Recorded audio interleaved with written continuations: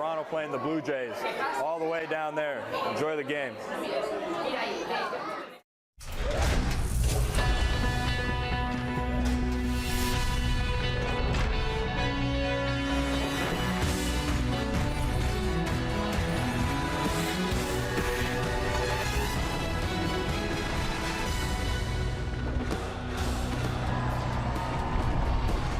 It is a beautiful day in Toronto, Canada. We're today not far from the CN Tower, where Chris Davinsky was at the very top yesterday. The Astros take on the Toronto Blue Jays for Game 3 of this 4-game series. The Astros 31 games over 500 with a victory last night, 12-2. The Blue Jays come in at 40-46. Despite the Dodgers' recent run of 24-4 in their last 28 games, the Astros have won the best record in baseball since the middle of May. Hi, everybody, and welcome. Todd Callis alongside Mike Stanton as we welcome you in to another afternoon of Astros baseball. Roof is open. Beautiful day here in Toronto. And Mike, a nice bounce-back win after an opening series loss to these Blue Jays. Yeah, Thursday night was just flat ugly. Last night was the exact opposite.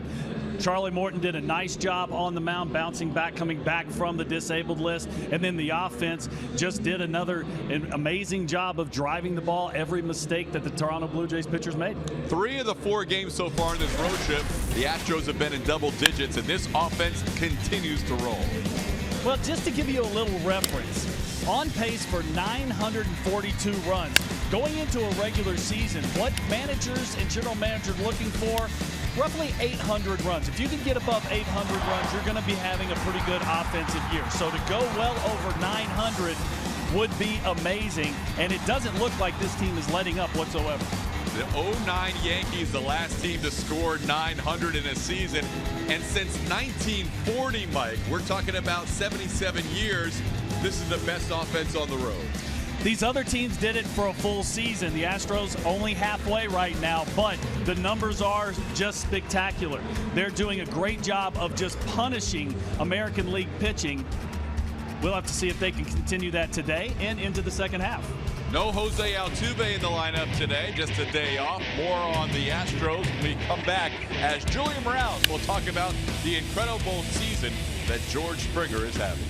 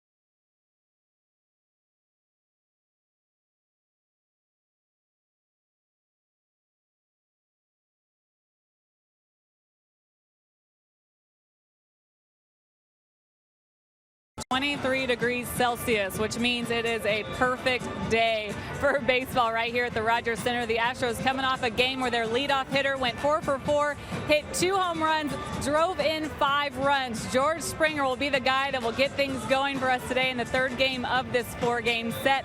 Spectacular game for him, but it's been a spectacular season. He sets the tone for this offense, and he's done it since the very first at-bat of the year. Let's all look back together. Opening day, Felix Hernandez on the mound with Seattle.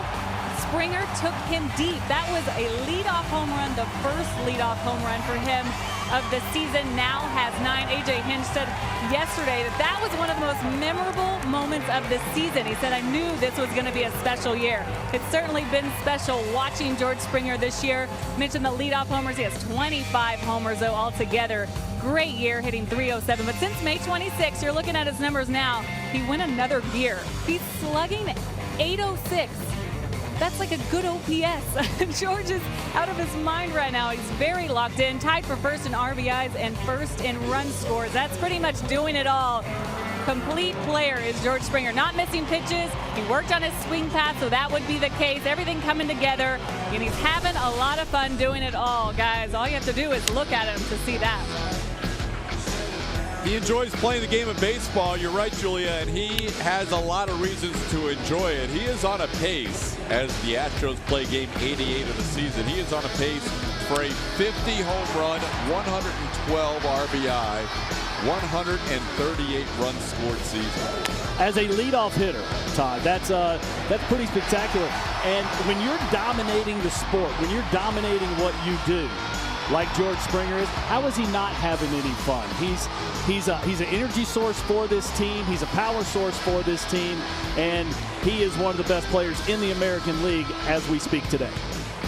Springer back in there right at the top of the lineup as we take a look at the starting lineup presented by Southwest Airlines. Springer up to .307 with that 4 for 4 game yesterday, and he's already jamming in to the music here at Rogers Center, getting ready to go. Josh Reddick has moved that average to .314. Carlos Correa at .320, riding a 15-game hitting streak. Evan Gattis back in the lineup, DHing.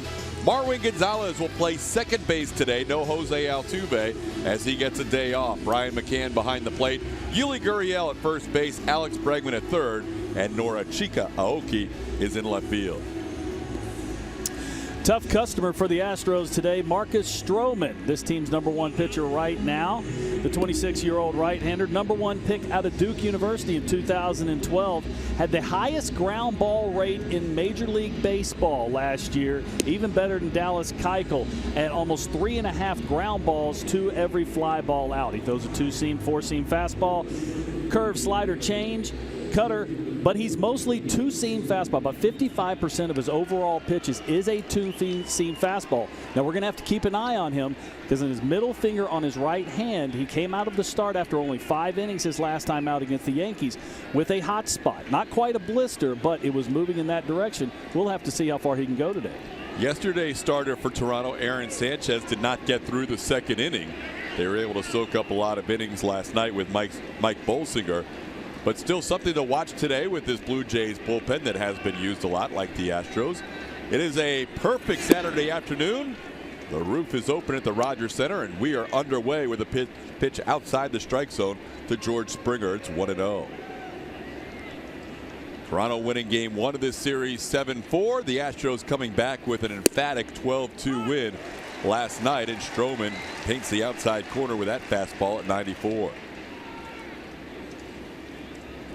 Mentioned Stroman with that ground ball rate higher than anybody else last year. His percentage is even higher this year, but he's not leading the league.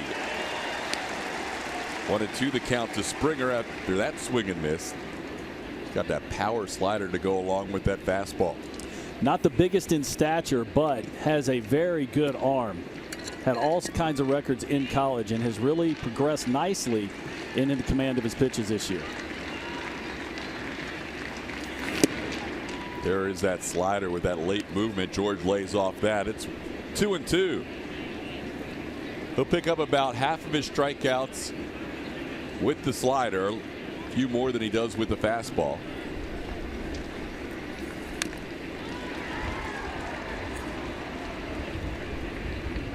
Phase 2-2. That was a little changeup into Springer. Doesn't throw the changeup too much, but that looked like a changeup that kind of rode in on it. Yeah, he's mostly fastball slider. Both of those are plus pitches. He's got a good curveball. The changeup is a little inconsistent. He doesn't throw them very often, but he might when you're talking about facing an Astros lineup. And when you're talking about facing a guy who went 4 for 4 the night before with a couple of home runs.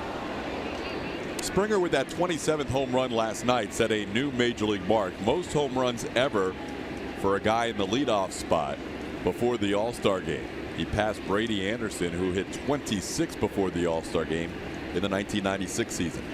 Yeah, that was back when offense was a little more prolific all the way across the league. But George has done something special. Up and in. Stroman, after getting ahead of the count 1-2, now has the count worked full, and he will make his 8th pitch of this at bat to Springer.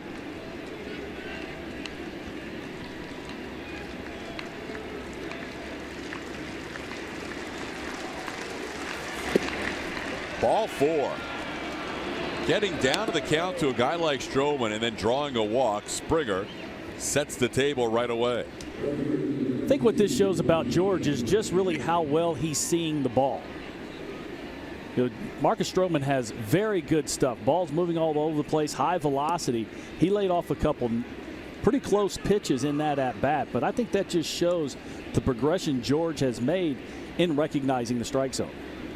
Here's Josh Reddick moving up to the 2nd spot in the order. We saw Reddick hit 3rd in the 2 games in Atlanta as well as last night, but with no Jose Altuve in the lineup. Reddick moves up a spot. Carlos Correa moves up a spot. Correa will hit 3rd today. Reddick has hits in his last 11 starts.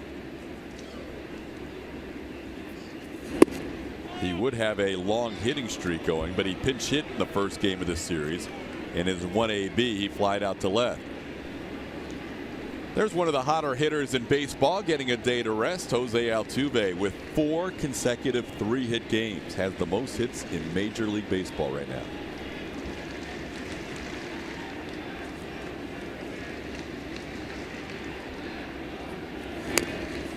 In on the hands of Josh, it's 1-2.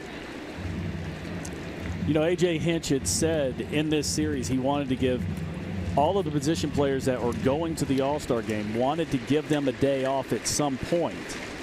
When you got an offense that's clicking like this, no one really wants a day off, but since they're not going to have an All-Star break the same length as everyone else, A.J. wanted to give them an additional day. He was also contemplating giving Springer a day off his feet from the outfield, but with Gaddis having a big game yesterday, Gaddis getting a chance to play as the DH, so Springer will be in there in the outfield again. George, the one All-Star that's going to, seems, play through this road trip of the everyday players. Astros up to a franchise high 6 All-Stars with the addition yesterday of Chris Davinsky. Nice catch by the ball boy down the left field line. You know, Todd, A.J. does a really nice job of awarding the players, his bench players, when they have a good game. He doesn't want to just put them back on the bench. He wants to let them know that he appreciates that and gets them back in the lineup pretty quickly.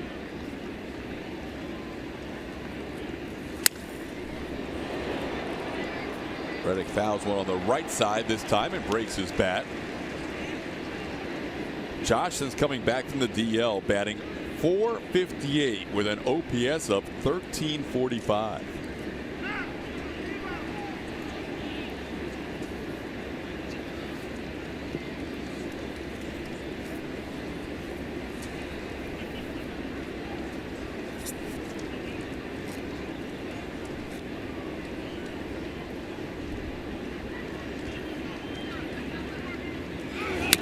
Runner on the move, and Reddick fouls one, and we'll do it all again at a 2-2 count.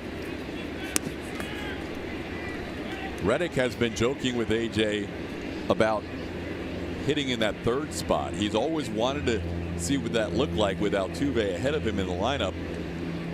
So far in the 3 games, they're 3-0.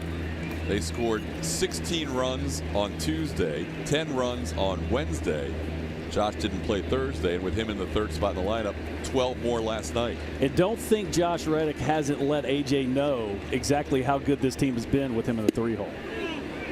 That is 38 runs in 3 games and a 3-0 record. And so you may see that again when Altuve's back in the lineup tomorrow. There is a lefty on the mound, so we'll see how AJ plays out, whether Reddick gets a start or Norioki gets a start. 3-2 once again, back-to-back hitters. There goes Springer, swinging a miss by Reddick. The throw is in time, double play. Strikeout, throw him out, double play. And there's 2 outs with the bases cleared.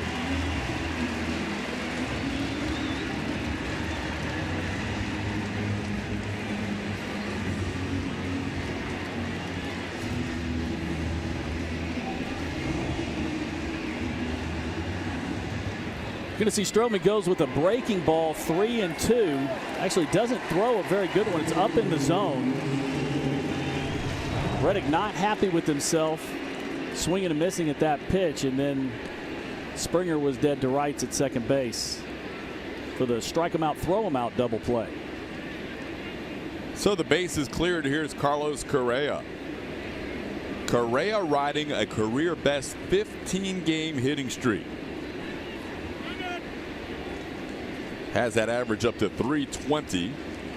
Carlos has a 407 mark and a 5 home run sequence in those 15 games, including hitting one last night to get the Astros started 2-0.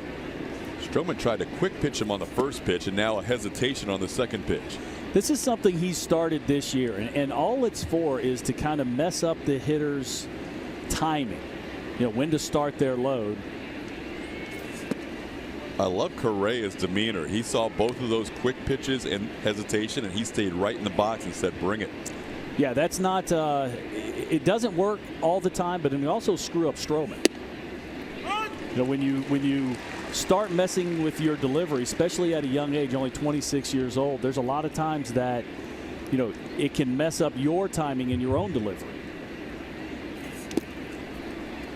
There you go. Johnny Cueto with the Giants and formerly with the Reds has done this his whole career, and there are times that it really messes with the hitters. There's times that it also messes with himself. Unusual to see Stroman walk multiple batters in an inning. He has not walked more than 2 in a start since the 24th of May. Here's Evan Gattis.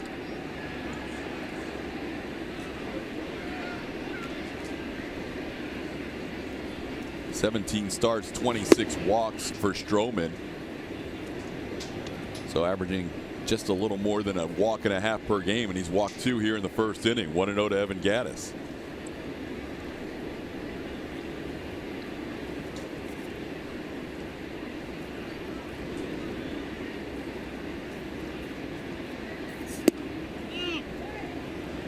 (2-0). Astros doing a good job waiting out Stroman, and he'll get a visit early on from his veteran shortstop Troy Tulowitzki. It looked like against Springer that Stroman was going to be real aggressive in the zone. Now it looks like he's backed off a little bit. He's shooting at the corners a little bit more. You can understand why with the way the Astros hit the ball and scored runs yesterday, but if he's got good stuff, but I don't think he's got good enough stuff to be behind in the count all day and still be successful. See him kind of working on his mechanics with that turn off the rubber as he continues to try and find the zone in this first inning. First start of this series was by a left-hander, Francisco Liriano. Last night, Stroman got to watch Aaron Sanchez, a fellow right-hander, and that didn't go very well. And now he is dancing around the zone in inning number 1. Another sinker ball pitcher that throws in the mid-90s. Sanchez a little bit taller, but you can understand if Stroman is a little tentative right now with the numbers the Astros have put up offensively. 3-0 on Gattis after walking Correa. Also walks Springer. 3-0 green light, ground ball to third. Donaldson will make the play for the final out of the inning. Couple of walks and a 3-0 count, but Stroman gets through it. 3-0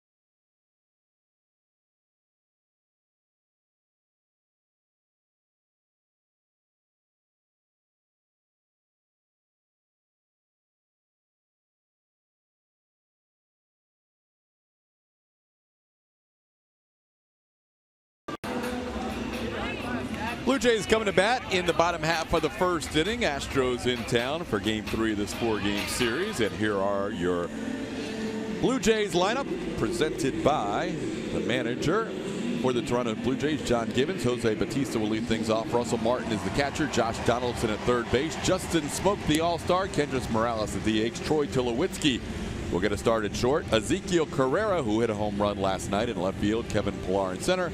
And Darwin Barney is the second baseman.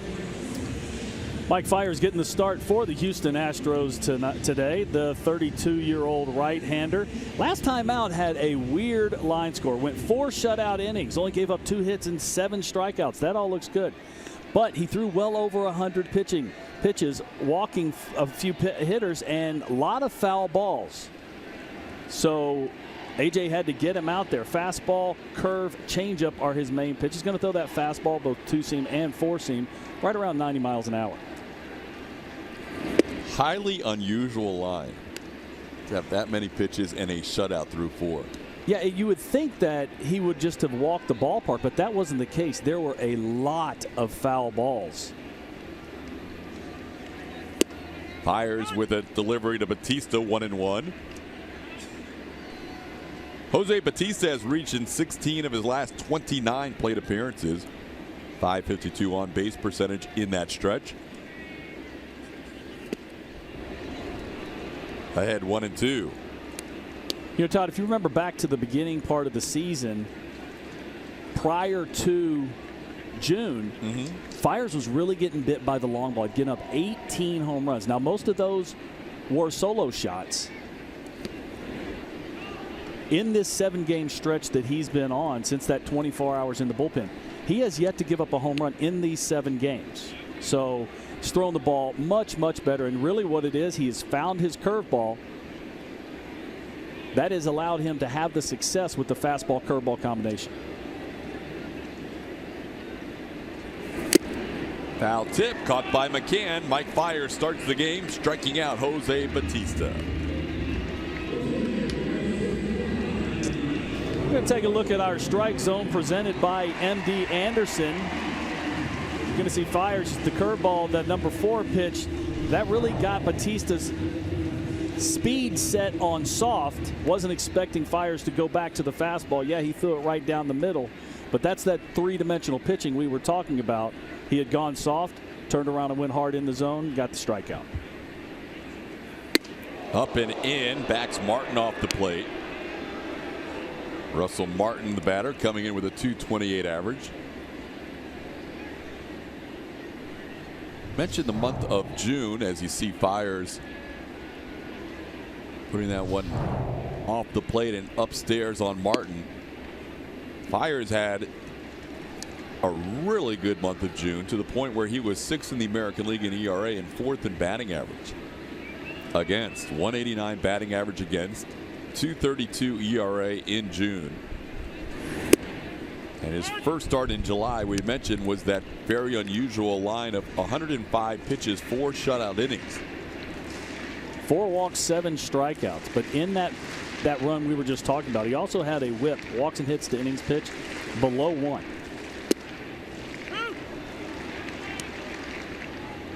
Which Major League average is about 1.3 runners per inning. So he did a nice job of commanding the zone and getting a lot of hitters out. Time called by Martin as Marwin Gonzalez was moving in the shift and may have been in his line of view. Gonzalez started on the shortstop side in the first few pitches of this at bat, now moves over to the first base side of the bag. 2-2 pitches in the dirt is 3-2. Martin will draw a walk. He'll wait you out, just like Jose Bautista. Very patient hitters at the top of this lineup. Martin with 36 walks, the most amongst catchers in the major leagues.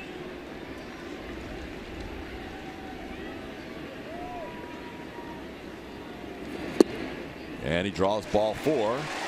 Fiers with a strikeout and a walk to start this game.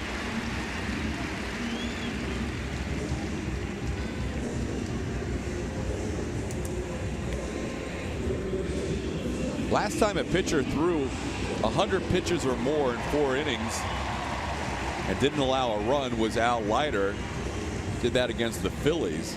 He stayed in that game after throwing 102 pitches in the first 4 innings. Leiter did. So looking through the records, it's hard to find anybody else who left the game after 4 innings of shutout baseball with 100 pitches or more since they kept these records in 1913. A very unusual start for Fiers as he kept working with runners on base and kept getting out of jams.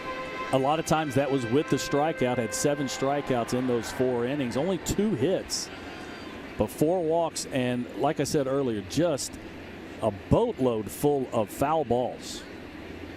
This is a very patient Toronto Blue Jays team, so Fiers will have to live more around the zone than he does against some other teams. 1-1 to Donaldson.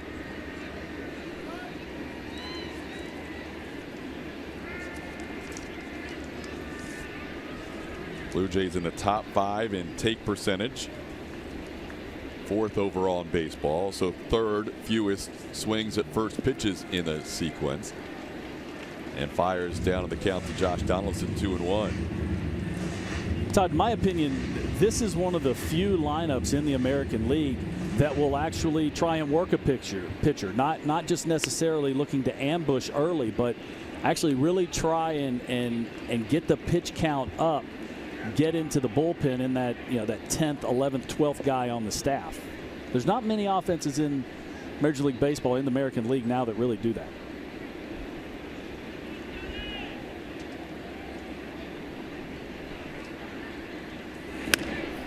Donaldson jammed as he fouls one off to the right side. It's 2-2. Donaldson 3 for 7 in this series against the Astros in the first 2 games, a couple of walks as well. Over his career, he has a 1,029 OPS against Houston.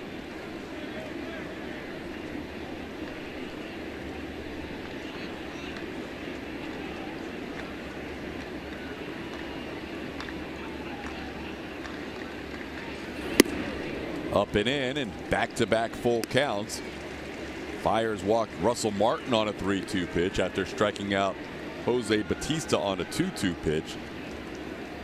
So early on, we're seeing some deep counts.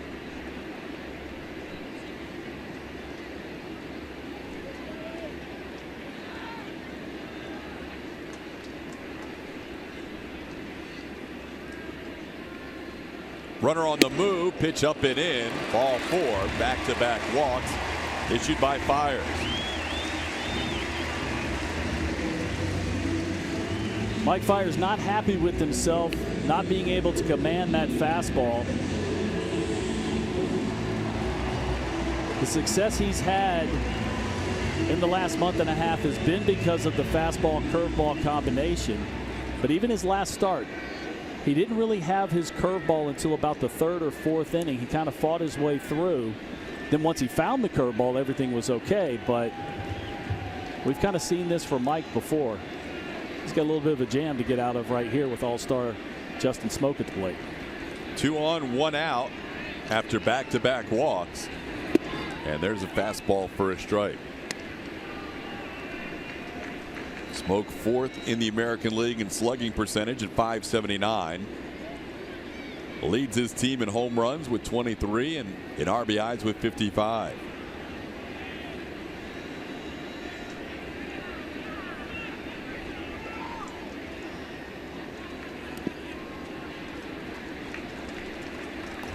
One and one. He's bounced a couple of curveballs so far in this first inning. Yeah, that's the 2nd or 3rd one he's thrown, and they've all been in the dirt. That one was closer than the previous one. The previous one was actually in front of the plate. And, with his unorthodox delivery, sometimes it's just hard to find that release point, especially on a curveball, since your fingers aren't behind the ball. It's not a really big control pitch. Fastball fouled out of play.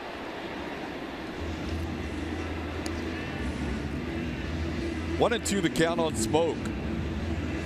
Fiers has faced this Toronto Blue Jays team 4 previous times in his career. Twice as a member of the Brewers, twice last year with the Astros.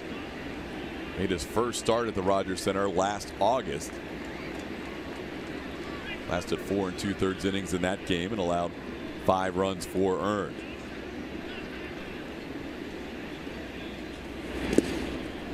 In the dirt, 2-2.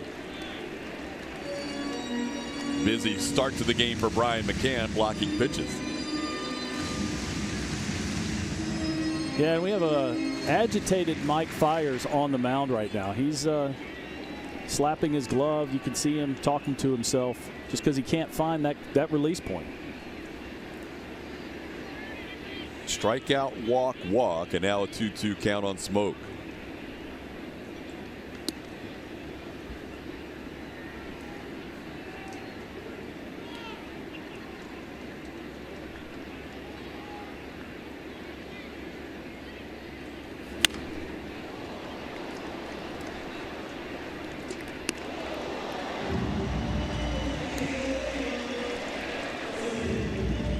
Well, this is very similar to what we saw in that last start for Fiers, where he averaged 26.25 pitches per inning and still got through 4 innings without allowing a run. He's at 22 in this inning, just 1 out. 2-2 count to Smoke. That could be playable. Bregman a long run, looking up into the sun, and he makes the play on the foul pop off the bat of Smoke. Second out of the inning.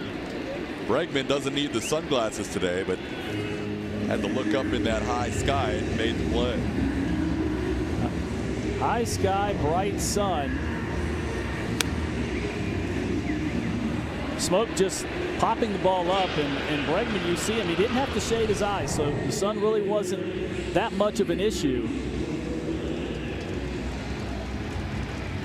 Bregman's the only infielder without the sunglasses on, and apparently didn't have any issues with that pop-up. So here's Kendrys Morales, 2 outs, 2 on. It looks like to me that on the high pop flies, it's going to be the middle of the field that's going to have the biggest issues. Maybe Correa and Springer in the middle. Slowly hit ground ball right side. Gurriel glove, steps on the bag, and Fiers, gets through it. He only needed 1 pitch to get Morales, but had to work hard leading up to that last out.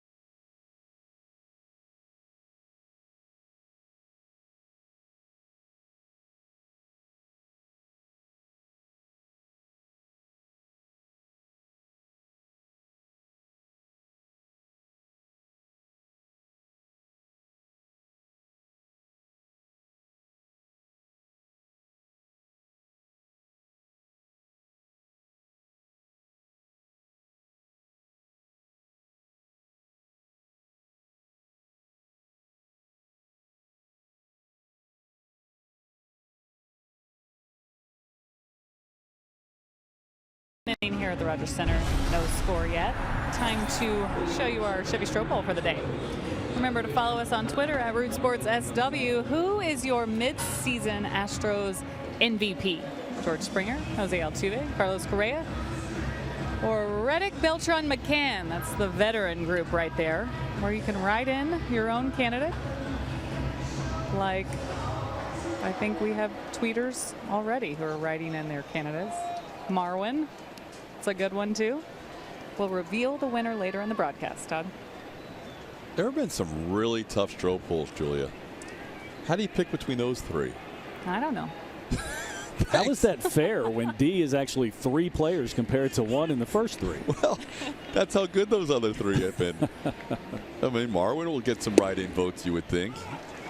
He's an MVP in a sense because of what he's been able to do with AJ, allowing him to play the exact lineup he wants daily because of his availability at every position. And giving you 13 pitchers in the bullpen since day 1 of this season.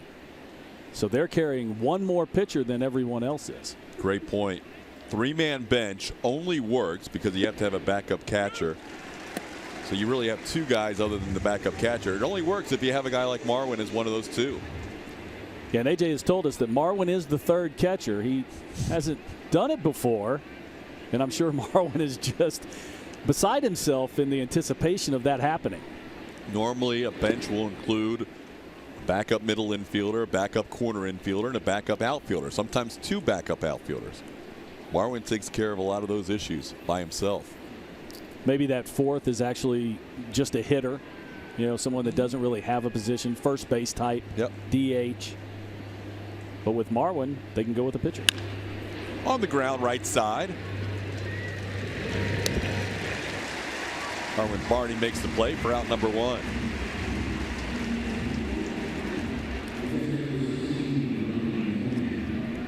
Marcus Stroman walked 2 in the first inning, and he was down in the count 3-0 to Evan Gattis. He was able to get Gattis on a green light to ground out to third for the final out of the inning. Here's Brian McCann. Astros starting the day with another franchise best 16.5 games ahead in the AL West. That is their largest lead in the division, in any division they've played in through the years in their franchise history. They're 16.5 ahead of both the Angels and the Rangers as we start play today. Brian McCann at the plate and sends a ground ball through the right side past Barney into right field. So McCann with the Astros' first hit. He is their 3rd base runner of the game. Julia?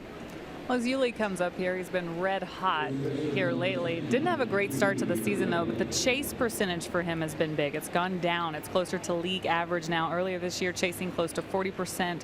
May through July, down almost 5%. Doesn't seem like a lot, but that's a considerable amount, especially one of the best hitters to ever play in the Cuban Leagues, 33 years old. He's been swinging it a long time. So it is tough to adjust a swing or to adjust an approach for a guy who's been doing it for so long. But they're picking their spots.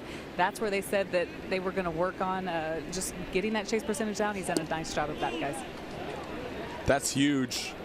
Not leaving the zone, especially against a guy like Stroman. Well, the number of pitches per at bat has gone way up also. He was usually coming off of the on deck circle. He was swinging. Now he's trying to get into the bat a little bit, see a few more pitches. And he sees one that he likes into left field for a base hit. Back-to-back line drive hits. McCann to right, Gurriel to left, and the Astros once again have something going in the 2nd inning. You know, Todd, the idea of chasing a pitch doesn't necessarily mean ball or strike. And you see this is a ball down in the zone. Good 2-seam fastball. Stroman actually made the pitch he wanted to make. But with Yuli's swing, that's kind of, he likes the ball down there. You know, this isn't a situation that is just about the strike zone. It's about where you like the pitch. And that was one that Yuli put a pretty good swing on and got some good results. Here's Alex Bregman. Bregman and Stroman teammates in the World Baseball Classic for Team USA.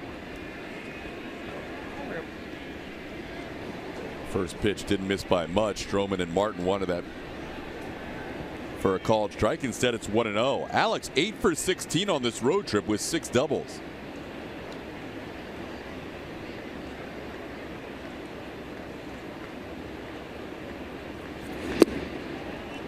Down low, 2-0. First 2 games in this series with John Lipka and Dana DeMuth behind the plate. The strike zone was fair, but it was tight. And it looks like Paul Nard might have a little bit of a tight zone also, especially across the bottom. And that's not where sinker ballers, they want those pitches called for strikes. That one was on the corner for a strike. It's 2-1. Bregman with that average up to 259 now.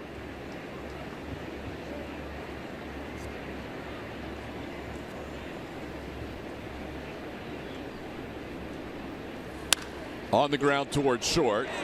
Tulowitzki to Barney, and they turn the double play. 2 double plays turned by the Blue Jays in the first 2 innings.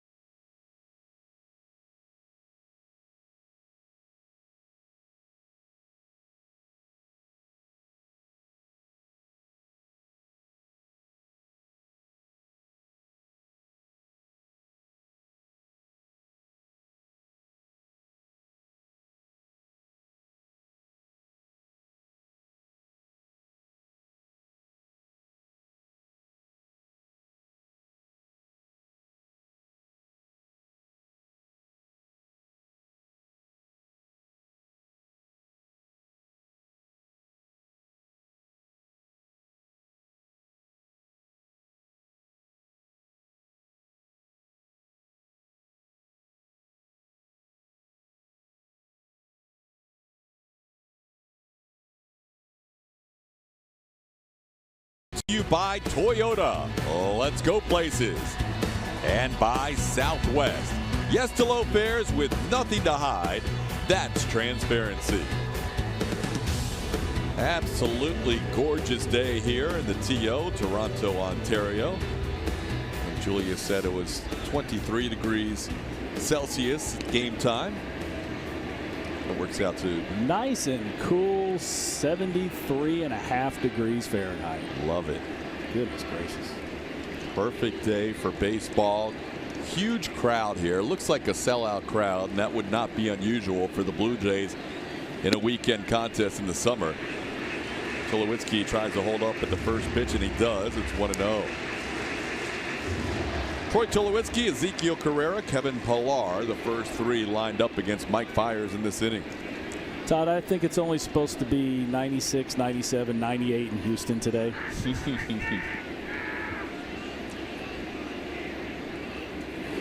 Astros will be heading home after the game tomorrow for their All-Star break. Some guys will be heading out to their respective hometowns, but a lot of people will be spending the break in Houston as well. We know a half dozen guys will be spending their break in Miami. Going to South Beach. Stavinsky joining that group of Dallas Keuchel, Lance McCullers Jr., Carlos Correa, Jose Altuve, and George Springer. It will be a big traveling party heading down to South Florida after the game tomorrow. Springer and Correa and McCullers for the first time, Keuchel for the second time, Altuve for the 5th time, 3rd straight as a starter, and of course Chris Stavinsky for the first time. I don't think Chris has stopped smiling yet.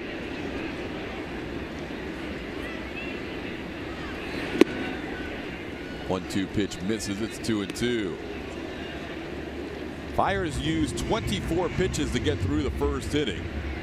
He was able to get Kendrys Morales on 1 pitch to end the inning.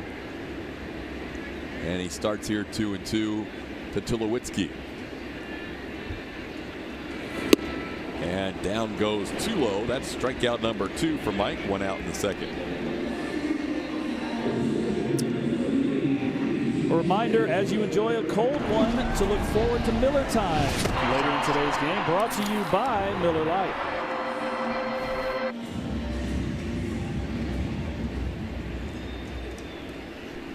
One out. Here's Ezekiel Carrera. who tied his career high in home runs with his 6th home run of the season in last night's game. Barrera's been really good lately. His last 15 hitting .362. Fires misses inside for a ball, 1-0.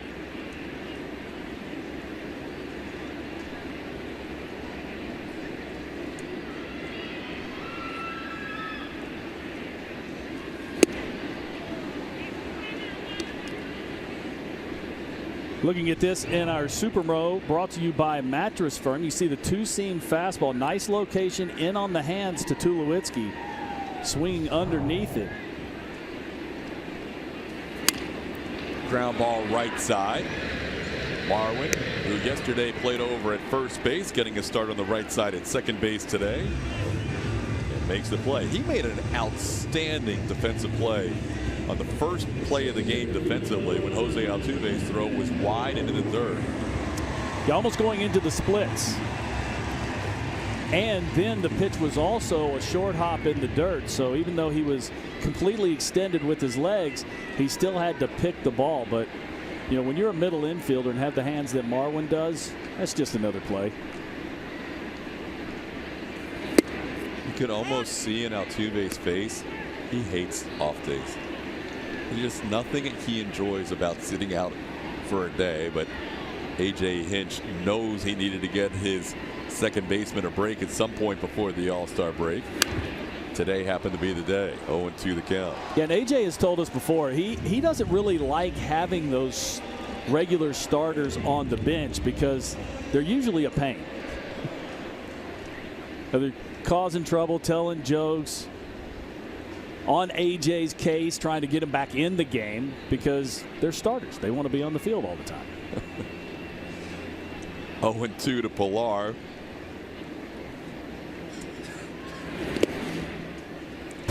Here's that play we were talking about with Altuve in the shift. Now he basically throws this from the shortstop position because they had the shift on. You see the stretch and the dig by Marwin Gonzalez, but you know, Altuve showing the range and showing the arm strength, throwing the ball from the other side of the infield, and Marwin just a nice job of concentrating and then getting that ball in the glove. Strike 3 called. Paints the inside corner on Pilar. Strikeout number 3 for Fires, and a 1-2-3 inning for Mike. We head to the bottom half, or we head to the third. We are still scoring.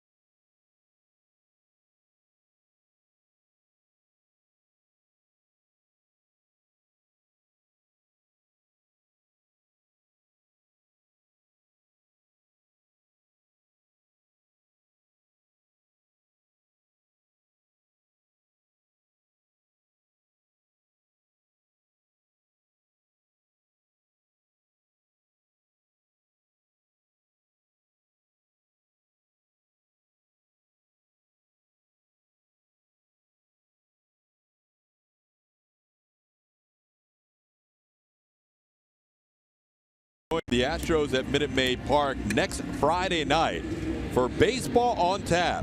Here's what you get. You can enjoy beer tastings, music, plenty of games, a chance to win a Budweiser brewery tour, and the first 500 attendees will receive an exclusive Astros pint glass. So get your tickets now at astros.com/baseball on tap. Baseball and brews on Friday night. I think those have gone hand in hand for about 100 years. You are absolutely right. It's going to be a fun night. That'll be the first game back from the All-Star break. We're going to have another one of those baseball on tap events in September on a Friday night as well. The event starts at 5 o'clock. So you get a chance to get there plenty of time before the game. The game's 7:10 as usual. Nori Aoki leads off against Marcus Stroman in the third, and it's a 1-1 count. Over 25 craft beers will be available, live music. Friday nights have been some of the biggest attendances we have seen all year. The big and bright Friday nights with the Strozone, and in this case the baseball on tap, they're big crowds. Friday night fireworks. So it's really an all-night event, not just the game and what's prior to the game. You stick around, you get to see some nice fireworks. 3-1 the count.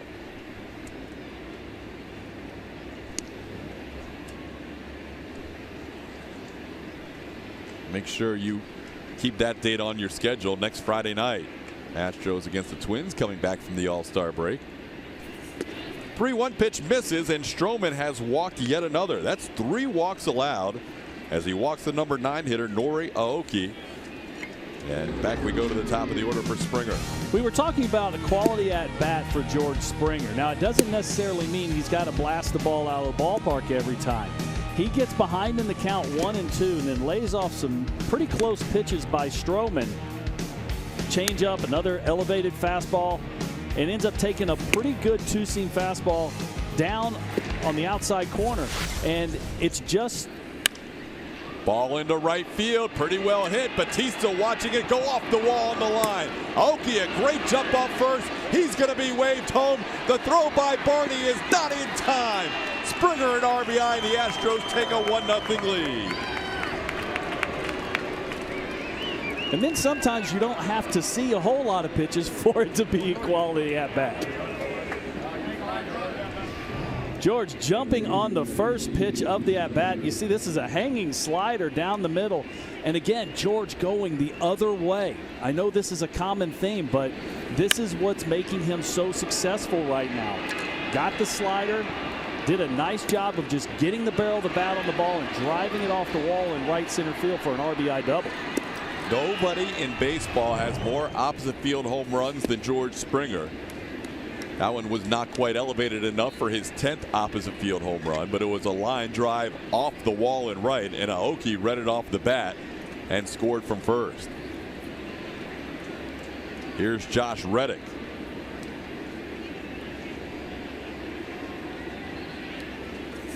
Reddick with a line drive single to right. Springer had to freeze to make sure it went through, so he will be held up. Reddick puts Springer to third. First and third, nobody out in the third inning. So the Astros with a couple hard hit balls in this inning off of Marcus Stroman. Russell Martin going to go out and have a little word with Stroman. You know, Josh Reddick has just done such an unbelievable job since coming back from the disabled list. You see this pitch, it's a two-seam fastball. Josh just right on top of it. Timing was great. Squared this ball, and you could hear that nice, clean, crisp crack of the bat, meaning he hit that ball well through the right side. George Springer taking over the RBI lead, at least for now, with his 61st on that RBI double. But here's Carlos Correa, who has 60 and runners on first and third with nobody out. Correa walked his first time up.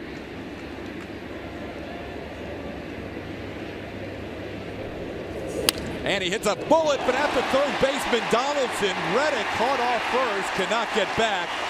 And the Astros hit into their third double play in 3 innings. That was a rocket caught by the third baseman.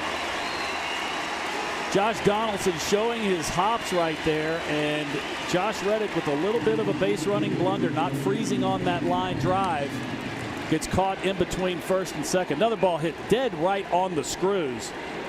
You can see the elevation by Donaldson. Comes up throwing to first base. Notice Reddick not even in the picture. He did try to go back and slip, but even if he was on his feet, because he took those extra couple steps towards second base, he wasn't going to beat the throw from Donaldson back to first base. We have seen double plays in all forms in this game, as Gaddis fouls one out of play, a couple of rows deep. We have seen him a strikeout, throw out double play in the first with Reddick at the plate. We have seen Bregman ground into a double play, and now we have seen Carlos Correa hit an absolute seed, but that turns into a double play as well.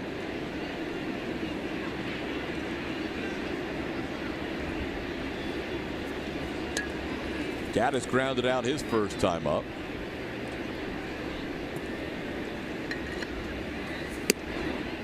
And it's 1-1. Ball off the bat for Correa was 100 miles an hour. Hit it in the wrong spot. Yeah, I think Reddick was a little over 102. Springer was in the same general area. Evan fouls one back. It's 1-2. So to let people know, anything over about 95, 96 miles an hour is considered hard hit. But when you get over 100, that means the ball is hit exceptionally well.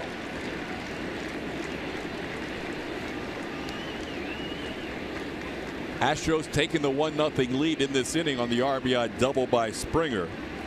George now with 61 runs batted in, tied for third in the American League, out of the leadoff spot.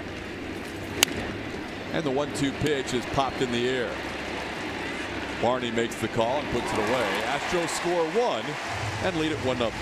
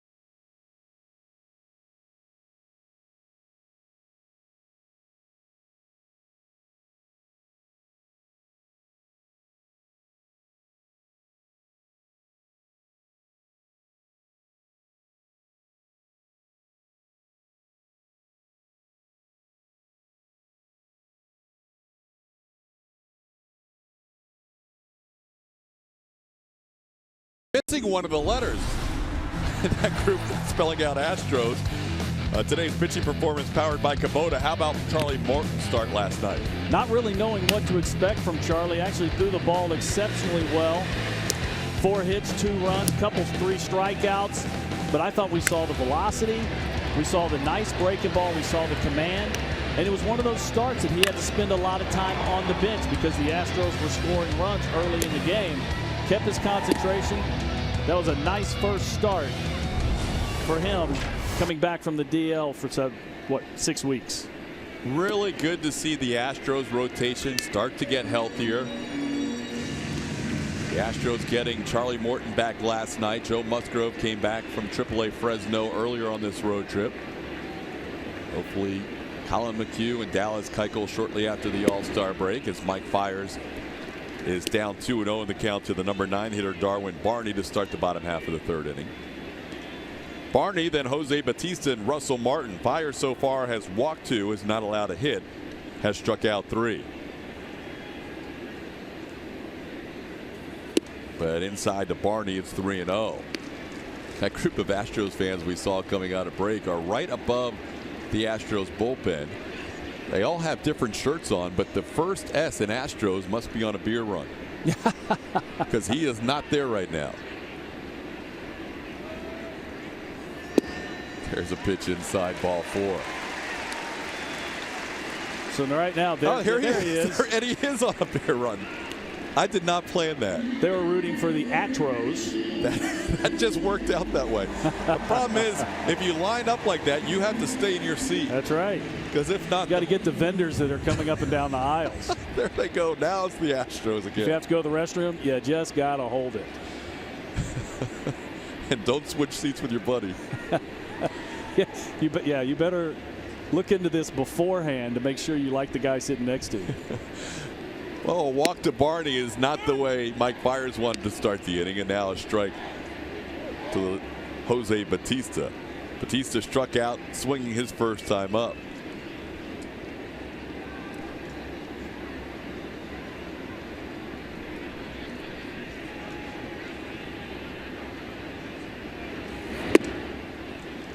A little bit outside, 1-1. You look at the pitch breakdown so far for Fiers, 42 pitches, 21 balls, 21 strikes. There's been some struggle with the consistency of the release point that we've seen in the past from Mike. His last inning was nice, getting 2 strikeouts, a quick 3 up and 3 down. Some of the misses are like that, where they're not enticing misses, 2-1. Yeah, you want to try and get it, close to the corner. I know you're talking about a powerful lineup in the Blue Jays, but you want to spend time ahead in the count, not behind in the count. That's when they're going to feast on pitches out over the plate. 4 walks in his last start. He has walked 3 so far in this game. Checks Barney at first.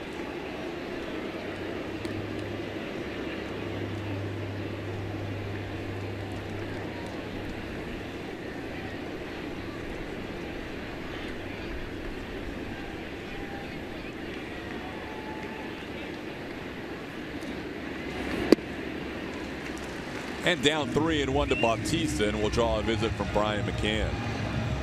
This inning is kind of resembles the first inning where Mike was getting a little agitated with himself because he wasn't able to put the ball where he needs to, and we'll see if the little trip by Brian McCann can get him locked back in. You look back in his last 5 starts, his final 4 in June and his first in July. He has not allowed more than 5 hits in any of those starts. The walks have been a little bit higher than he'd like, as he has walked 12 in those 5 combined coming into today. 3-1 pitch popped up on the infield. Correa with the sunglasses on puts it away for out number 1. Todd, that success you were just alluding to me, where he's getting this is that he had found his curveball and he had gone to fastball, curveball, changeup. He had kind of gotten away from throwing the cutter. The cutter was hit hard the first part of this season, and once he found his curveball, now he had a third pitch to go to other than the cutter, and the success rate really elevated.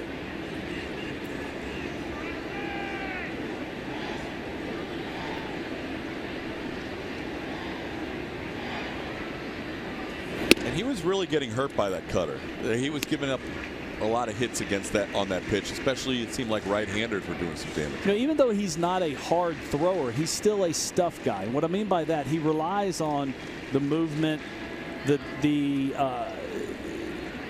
delivery being a little bit awkward, the deception in the delivery. He's not a guy that has pinpoint accuracy.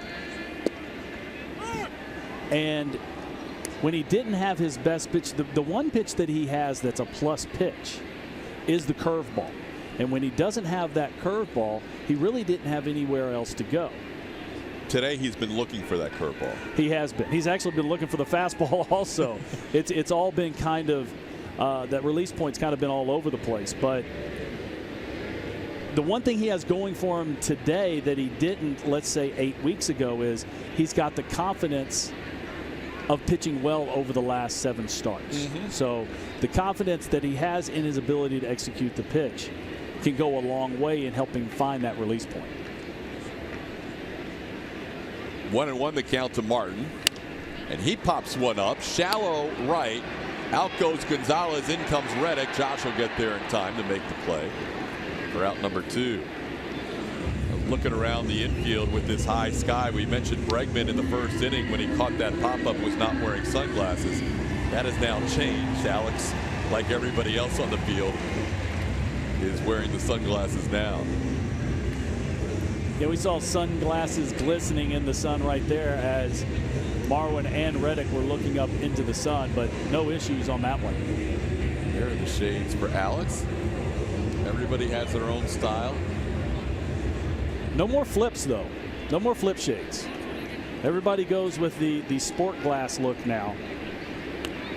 I don't remember anybody in the big leagues now wearing flips. There's got to be one or two, but most of them are just regular sunglasses. I can't remember the last time I saw flips. Yeah, I'm sure somebody does, like you said, but it's been a while. 2 outs now with Josh Donaldson at the plate. A couple of pop-ups induced by Fiers after a leadoff walk to the 9-hitter. And it's 1-0 to Donaldson. He walked his first time up.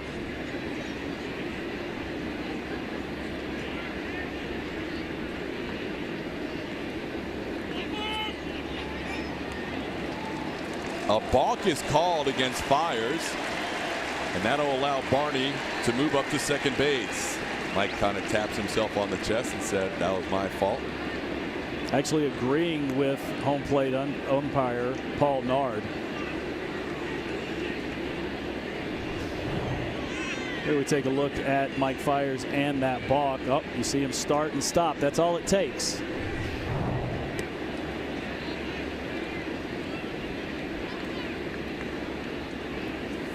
.0 pitch, called strike, 1-1. Usually you don't see the pitcher agreeing with the call, but that one was pretty obvious.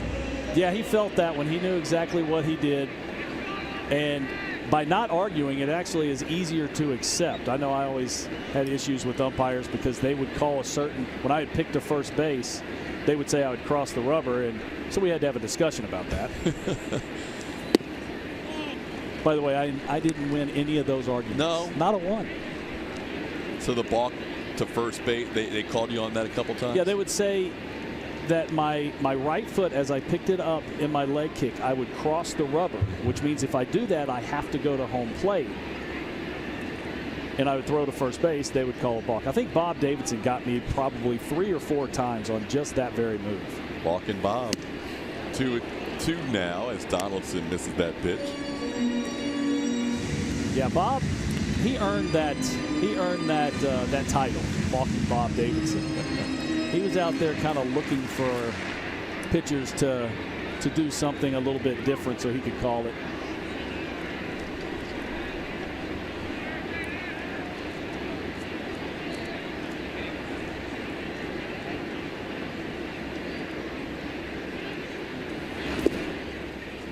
Two pitch outside is 3-2. See, I think that's the breaking ball that Fiers has been getting strikeouts on earlier in the year, but that one was yanked a little bit.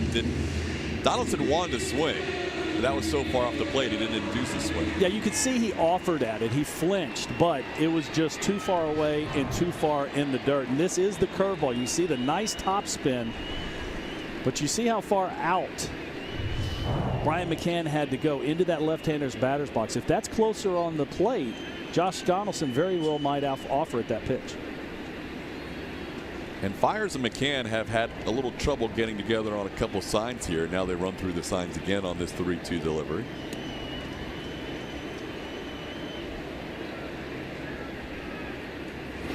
Tries to get him to chase again. Instead it's ball 4. 4th walk issued by Fiers. If he threw that pitch 2-2, he might have a strikeout. Yeah, that ball is still pulled to the outside part of the plate. He was starting it too close to the corner.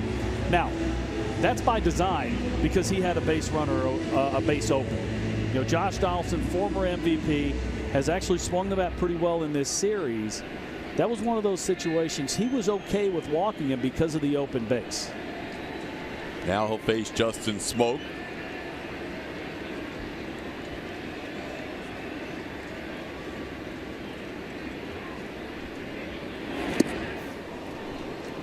Smoak with a foul tip, 0-1. That was a good one.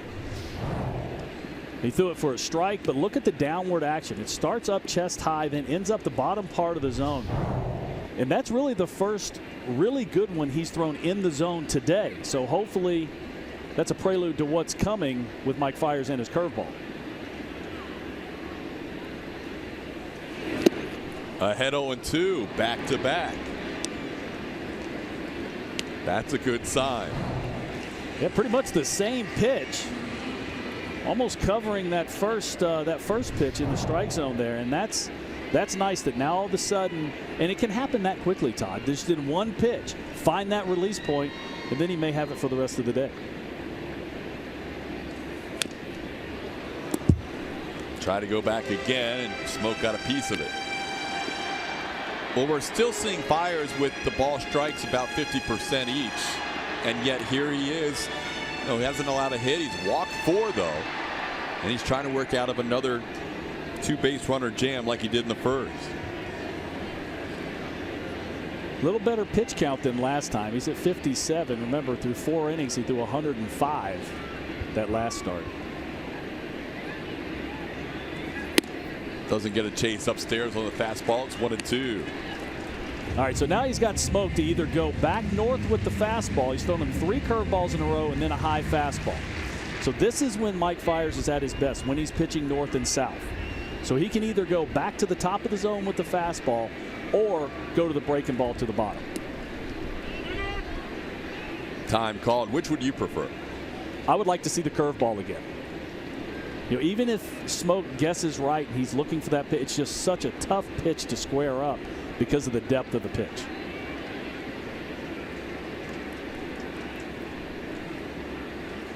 Curveball blocked by McCann. It's 2-2. And now Brian and Fiers want to talk about this next pitch. 2 outs, 2 on, and a 2-2 count. So that was another quality curveball. He threw that one a little bit lower where the first 2 were in the zone. This was a little bit lower out of the zone. 2-2. Now you want to spend more time in the zone. You know, when you're away ahead, 0-2, 1-2, yeah, you can expand and try to get the hitter to chase.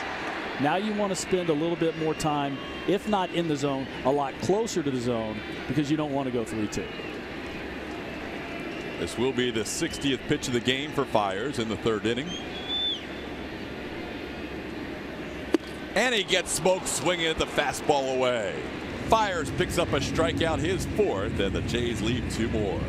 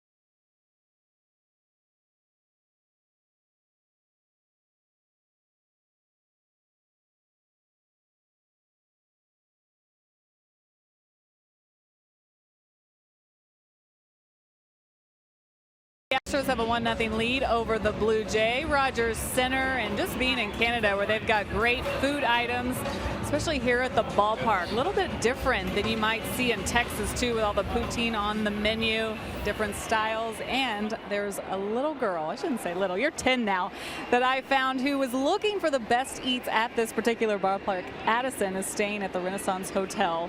Through this series, you created some awesome signs that you put up in your windows, because at that hotel you can look over at the ballpark, you can see the field, you can see the action. You saw it last night, didn't you? Watching from your room. How long did it take you to make those signs? They're great. Well, when we got here, we had to hurry up and make them because we didn't know how big the windows were going to be. So we just had to color them in, and we kept adding to the windows.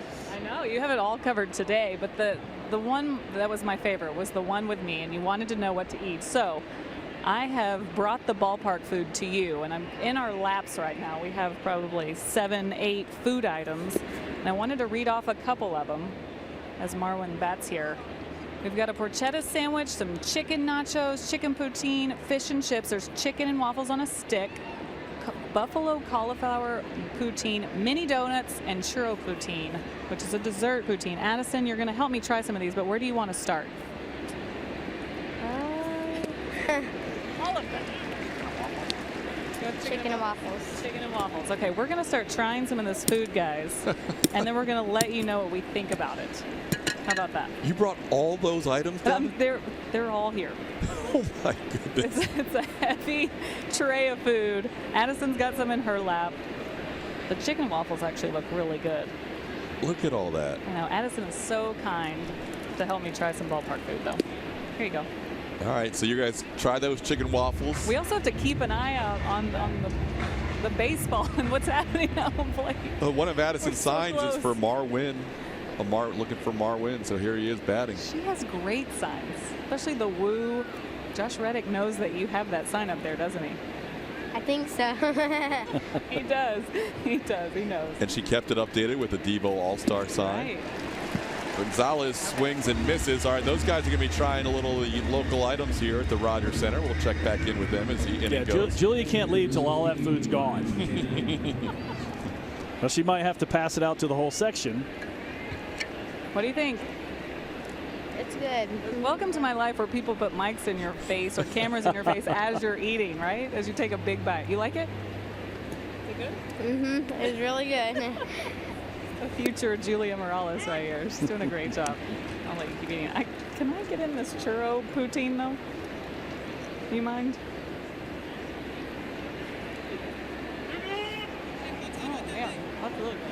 Marcus Stroman not happy with Paul Nart after that time is called. He's going to walk all the way to home plate and talk to the umpire face to face. That's the starting pitcher inside the batter's circle talking to the umpire, because Brian McCann called time late and Stroman was in his delivery. Paul Nart granted him time. You rarely see a starter go that far down to talk to the umpire. Well, what happened was he was in it. We talked about how he does all these little deception moves, and he does it with his windup sometimes also. That he starts, he hesitates. Now, the rules state that once he starts his delivery, the batter shouldn't get timeout. But with all the antics that Marcus Stroman does out there, Paul Nart decided to go ahead and grant the timeout. Now a little hesitation for McCann after that. But I understand both sides of it. I can understand how Nart would be fooled and McCann fooled that wasn't part of his delivery, because it looked like he had almost stepped off, but that was the start of his delivery. It wasn't his standard delivery. You know, he's got all these little quirky things that he does, and you know, umpire ended up giving McCann the timeout. Now, should he have? Probably not, but since that wasn't his standard windup, he went ahead and offered giving McCann that timeout.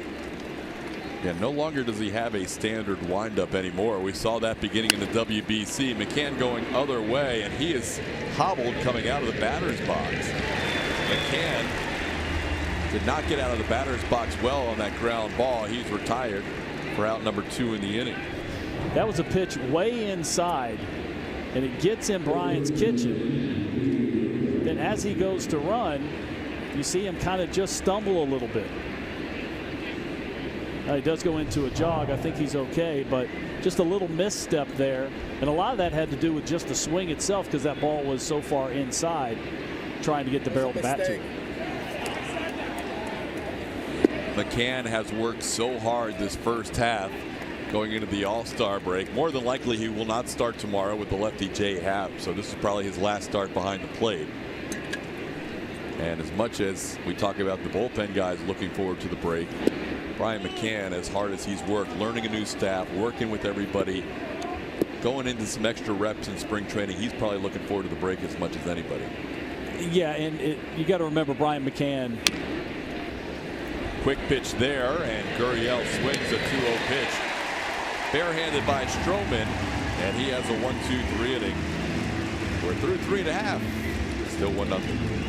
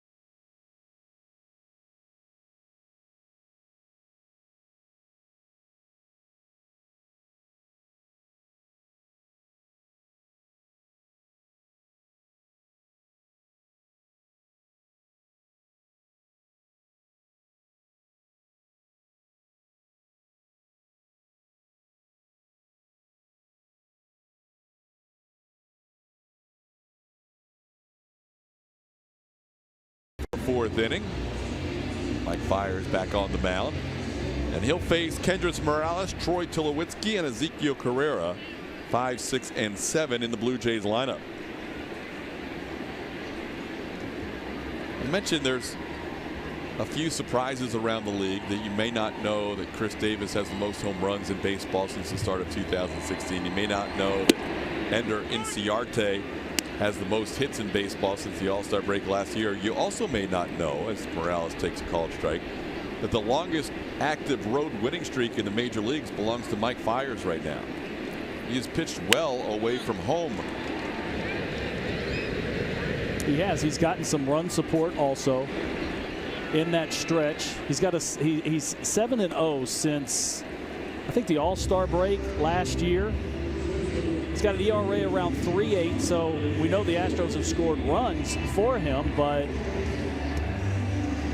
you know, it's definitely pitched on the road pretty well in that stretch. Here's Troy Tulowitzki. We're going to check back in with Julia just a little while, but we also had those same items delivered to us. Yeah, we did. Nick Didier from Aramark hooking us up in the booth.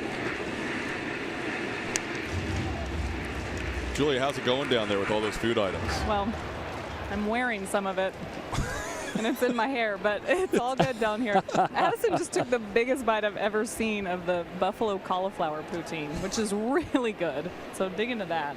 All right. We've got a tray full of food. Well, you know, food's not good unless you wear it. All right. Addison, what's your favorite so far? It's hard, right? So many good items. I like the churros. Yeah. Those were good. The churro poutine with the ice cream, cinnamon sugar. Can't go wrong with that. Ground ball past Bregman at third base into left field. Kind of ate him up a little bit on the 2-0 grounder by Tulowitzki, and he's on with one out in the fourth.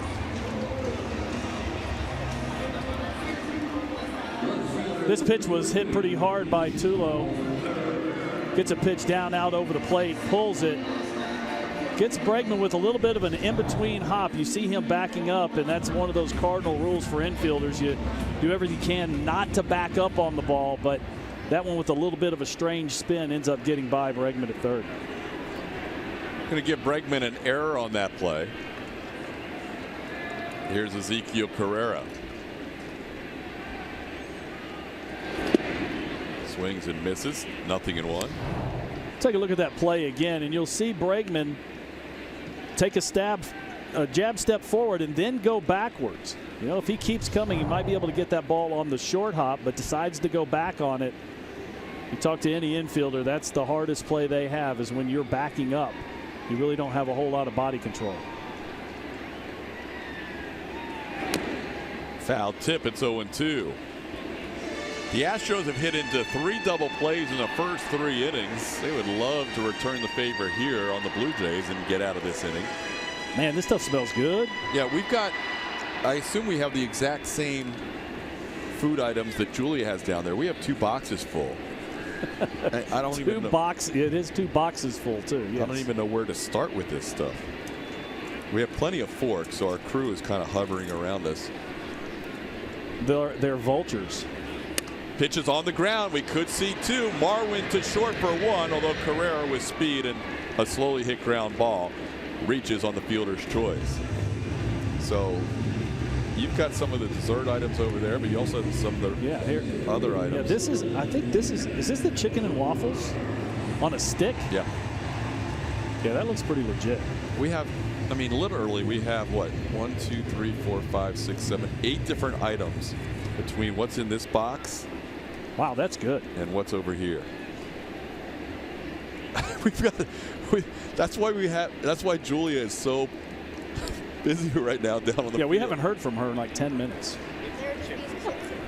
You guys, close at first base on that pickoff try. How good does this dessert look with the churros? I think everything looks good. We have the same thing. Jerk chicken nachos, jerk chicken. The jerk chicken. Try those. It's poutine, so there's fries in there. The jerk chicken poutine is the best so far? Well, it's very good. Do that before churro dessert. I went dessert first, and now I'm working backwards. So you guys have like a 10 course meal down there. I love it. Addison's my new best friend. She's going at it too. I know. Sparks are flying down there. Big thanks to her dad, Chris, for letting me come down here with 2 boxes full of food to feed his child. That was the only way they were going to let you do it. You had to bring food with you. Right, exactly. Buffalo cauliflower poutine. Addison just takes it down. Just shove it in there. Atta girl. Be careful what you ask for around us. We'll deliver. The mini-me. Julia and Addison enjoying their food items at the ballpark. Addison and her dad are starting to make trips every year to a cooler weather city. Last year it was Seattle, this year Toronto, so they're here for the weekend. They had to book that hotel room about 4 months out to make sure they had one that overlooked the field of play. Are they from Houston? They're from Houston. Oh. Kevin Pillar ground ball, foul ball, 21. A couple of ground outs and an error in this inning.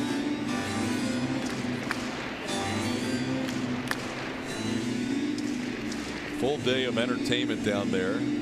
All the food items and baseball. The waffles and chicken on a stick is pretty legit. She said to try the jerk chicken poutine next. I think that's. Is this the cauliflower? That's the cauliflower. Yeah, that's the cauliflower. Here's a pop-up on the infield. Carlos Correa is there and puts it away. So Mike Fiers works around an error, leaves 1. We are through 4. The Astros lead 1-0.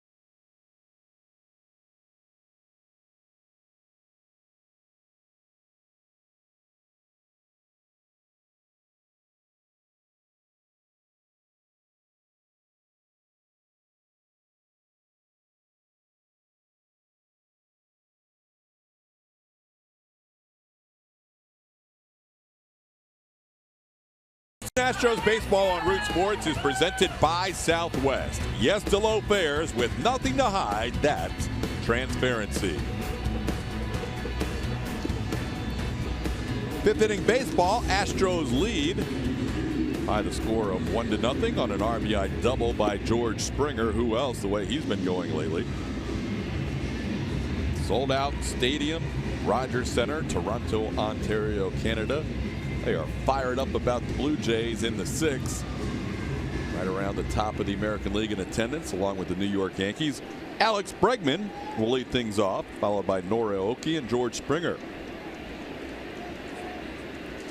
Marcus Stroman so far has struck out a couple. He has walked 3. Both starters have had some issues with walks. Mike Byers has walked 4. And also another runner reached base on an error. But in Byers fashion, he has worked well this year with runners on base, and he has been able to limit the Blue Jays so far in this game, with the Astros leading 1-0.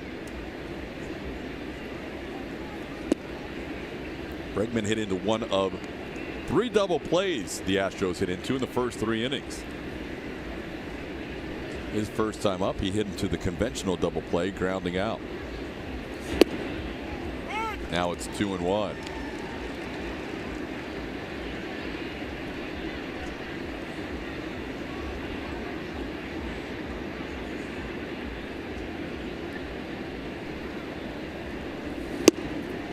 Two balls and 2 strikes.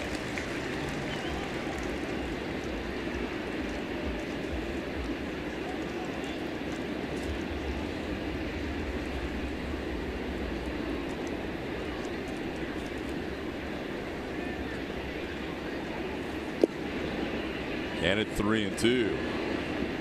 All those food items brought down to the seats with Julia and her friends, and also brought up to the booth. Wow, what a spread. Blue Jays very generous. Thank them for providing us with all these great food items that they serve here at the Rogers Center. 3-2, swing and miss. Bregman down on strikes. That's 3 strikeouts for Stroman. 1 out in the 5th. Marcus Stroman still doing all the little antics. First pitch of that at bat was actually a quick pitch. If you watch when he sets up to get his sign, he actually looks like he's out of the stretch. Sometimes he goes into the windup, sometimes he just goes straight downhill. This time gets the fastball elevated. That was a 4-seamer. Doesn't throw very many of those. He got the ball up above the bat of Alex Bregman for the strikeout. Yeah, he will vary his time to the plate as much as any starter you will see. And occasionally he'll quick pitch like he did the first pitch to Bregman. Also got Gurriel in the final out of that 4th inning with a quick pitch. Now hesitation delivery to Aoki. Although if anybody's used to that, you would think Norioki would be, with all the different motions that he sees in his days in Japan. Yeah, a lot of hesitation in the deliveries for the pitchers over in Asia, but especially Japan. A lot of times when they pick up their leg, they come to a complete stop. And Nori, no problem with that delivery into right center field for a base hit. Aoki will take a wide turn and hold on.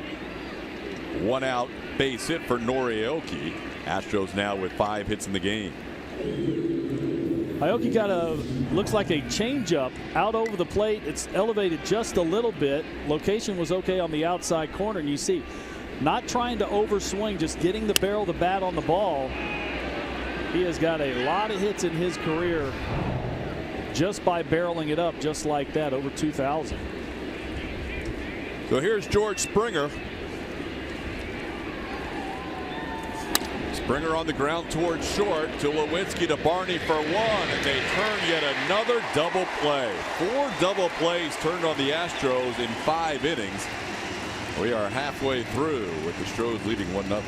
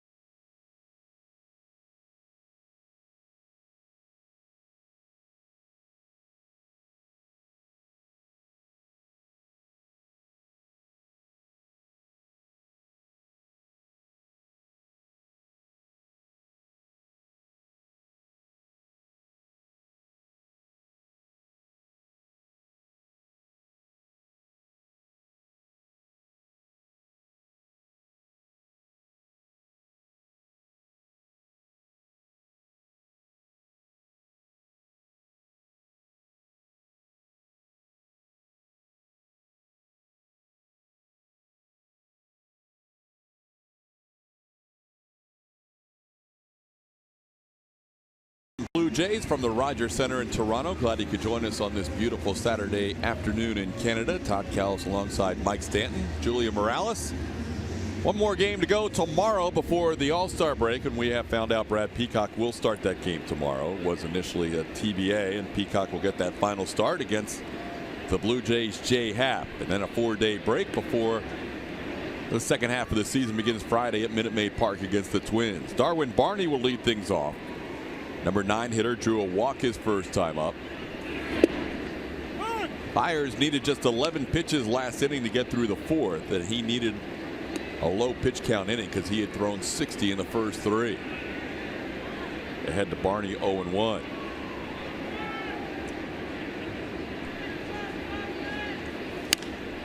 In the air, left field. Aoki is there. Started in. Now he drifts back, and Nori makes the play. Along with Julia, Mike Stanton has also sampled many of these items, and yes, I have. You have come up with some of your favorites too, huh? Yeah, the dessert. The churro poutine. Yes, the churro poutine is outstanding. That's that is quite legit. And then this buffalo cauliflower dish is also buffalo cauliflower poutine. Yeah, it's got a nice sauce on it. So there you go. Lots of great food items here. Many of them are poutine related. Poutine being kind of the fries and gravy combination up here in Canada. Yeah, there's no fries and gravy on the, the dessert. The churros. It's just churros and ice cream, but it's good. Addison and Dad Chris will have food for the remainder of this game, plus some. 1-1 the count to Batista. He is 0 for 2.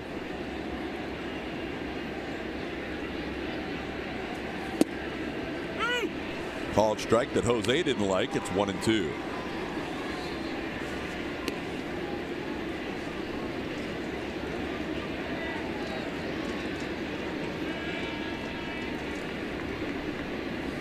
Does not chase there. 2-2 count. Astros have won 6 of the last 8 starts. Mike Byers has been on the mound. And ever since that little 24 hours period where he was in the bullpen and then back in the starting rotation, he has been outstanding for the Astros at a time when they needed it most with all the injuries. Yeah, him and Brad Peacock have really been a big reason why this pitching staff has been able to stay afloat through all this time that they've had their starters on the DL.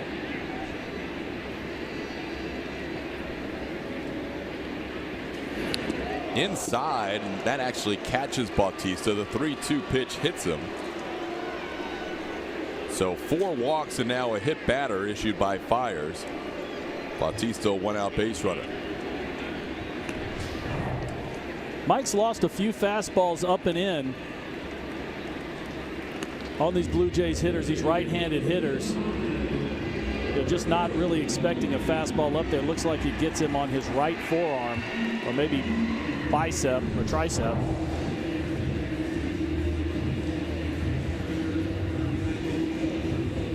Mike just a little bit quick with that delivery, and that ball has a tendency to chase those right-handed hitters. Well, again, Byers will work out of the stretch.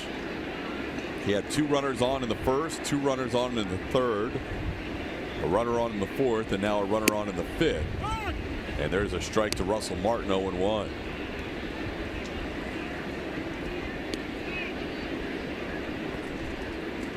Four walks, a hit batter, and another runner reached on an error.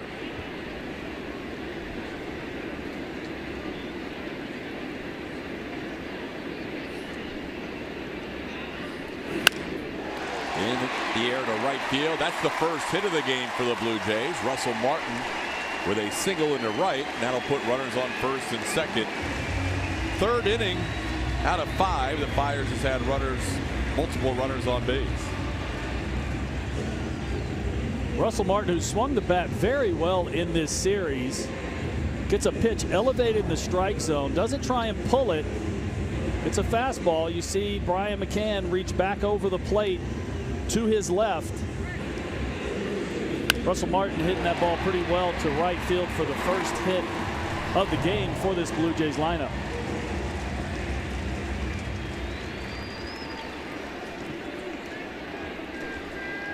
Josh Donaldson has drawn 2 walks, a couple of full count walks for Josh.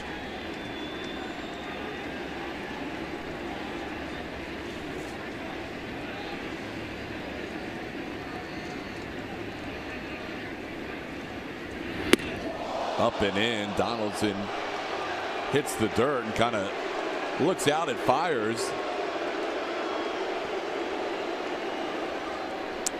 That was another one of those fastballs that Mike leaves up and in. You see he's kind of going away. A little quick on the delivery. Arm drags just a little bit. Stays arm side. I don't think Josh was really looking out there. He just kind of stumbled back towards the mound a little bit.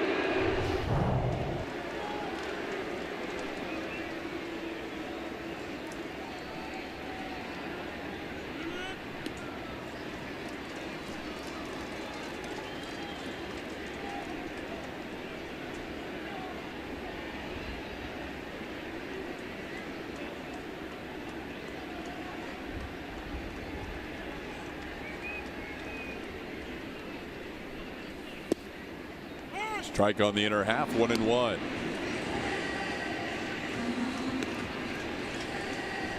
Still leaving that ball arm side. You saw Brian McCann set up away from Josh Donaldson and then still have to reach back across the plate. He got the called strike, but he did not hit his spot with that pitch.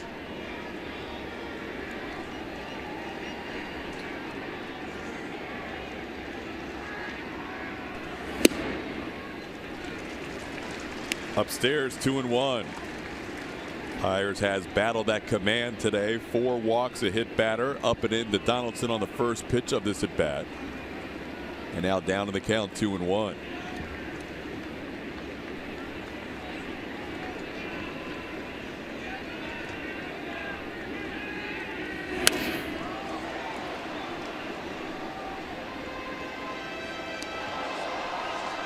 Donaldson missed a number of games with a calf injury earlier this year.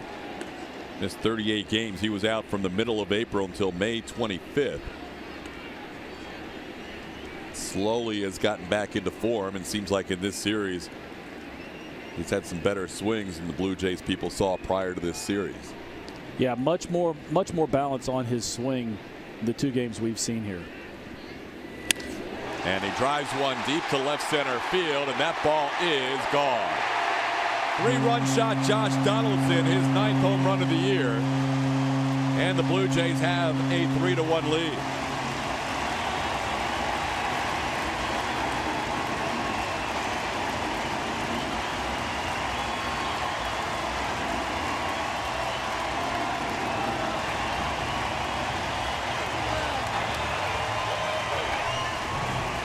Mike Fiers decides to go with the changeup.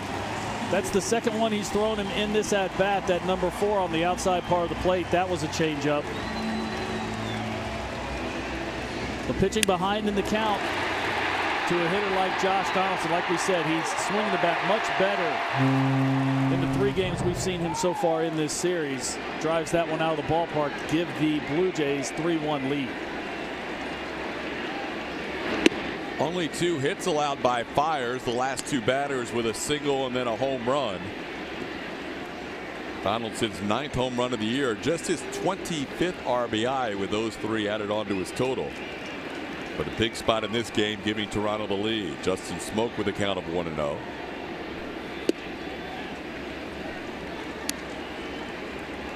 Smoak has popped up and struck out.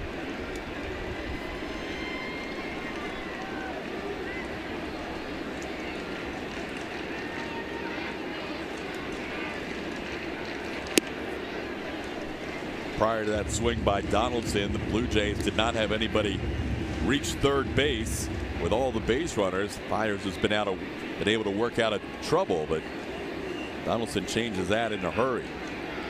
The Astros have put a lot of runners on base, but they keep hitting into double plays. There's a high fly ball. That's into right field, but Reddick is there and makes the play on the warning track. Smoke did not miss that by much as he just got under it. Second out of the inning. Mike decided to attack Justin Smoke with mostly fastballs. Last at bat, there were runners on base, but he decided to go with the curveball, and Justin just simply wasn't seeing that pitch very well at all. Just a millimeter or two, that might have been back-to-back home runs. Your newest all-star for the Astros, named yesterday, Chris Davinsky, warming up. And a first pitch strike to Morales. Morales, a couple of ground outs in this game.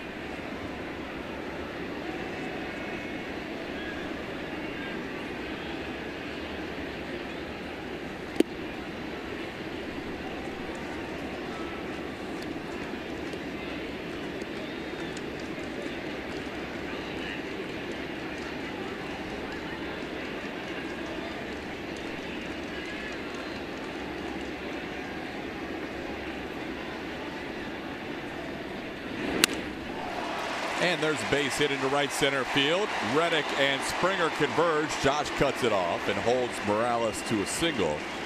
3 hits allowed in this inning by Fiers. Morales a 2-out base runner. Special Kroger Family 4-packs are available for $60 at Sunday home games, including next Sunday, July 16th. For more information on Kroger Family Sundays, visit astros.com/Sundays or call 1-877-9-ASTROS. Prior to his last 2 starts, Fiers' high pitch count on the season was 97. And then 2 starts ago in that game against the Oakland A's at home at Minute Maid Park, A.J. Hinch came out to the mound with Fiers having thrown 97 pitches and then left him in the game for a couple of more batters. And he's thrown 106 and 105 in his last 2 starts. But right now he's in the mid-90s facing Troy Tulowitzki. I would think that A.J.'s rope is going to be a little short here with Davinsky already warm in the pen. Mike struggling with the command like he has and being in the mid-90s. It's been a high pitch count inning. He's now making his 24th pitch of the inning, and that's a strike. Devo gets some company out there as James Hoyt also begins to warm up.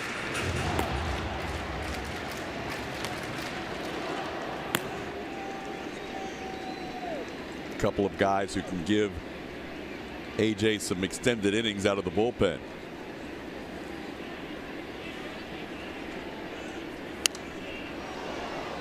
Tulowitzki down to the count 1-2. Only 2 hits allowed, or 3 hits allowed now by Fiers, all in this inning. All 3 hits allowed in this inning, but 4 walks and a hit batter leading up to those 3 hits that did some damage. And there's where you get the elevated pitch count. We thought that last inning that he was starting to get on a roll. He had thrown some pretty good curveballs. But coming back here in the 5th, that command had started to waver again.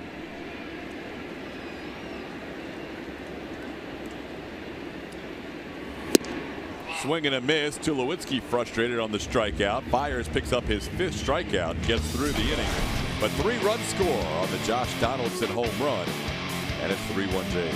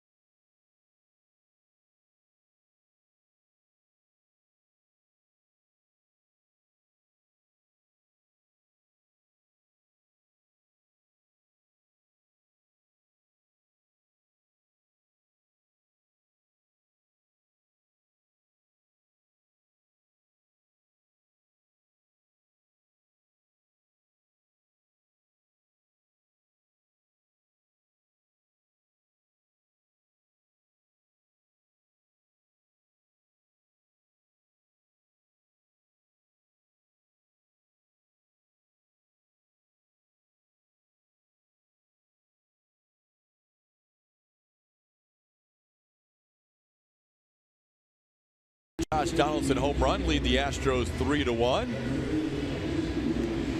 Tough inning for Mike Fiers as he allowed that 3-run shot. Hadn't allowed a home run in his previous 7 starts. Had allowed 18 home runs in his first 9. That streak is over, and so is the Astros lead. Josh Reddick, though, has a chance to get things going. 6th inning baseball. Reddick, Correa, and Evan Gattis against Marcus Stroman.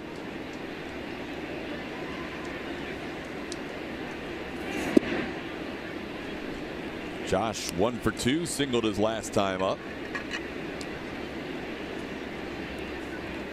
4 double plays have been turned on the Astros in the first 5 innings. Astros have had their share of base runners, but Stroman's been able to work around it. There's been traffic out there, but Stroman is a ground ball pitcher with that good 2-seam fastball. He's got several on the day.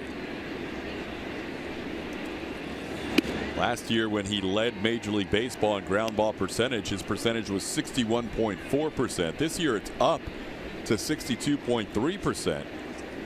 But he's only good for 4th this year in the major leagues in that percentage, and he trails Lance McCullers for 2nd place in the American League. Yeah, Lance has started throwing a lot more 2-seam fastballs also, and that has induced a very high number of ground balls. 2-2 count to Reddick, and Stroman gets Reddick swinging. Josh is saying that tipped his bat. The ball did hit the dirt, but he's not going to win this argument. That's a strikeout. 4 strikeouts for Stroman. A.J. Hinch is going to pick up the argument. Paul Nart feels like Reddick swung through that pitch without a foul tip.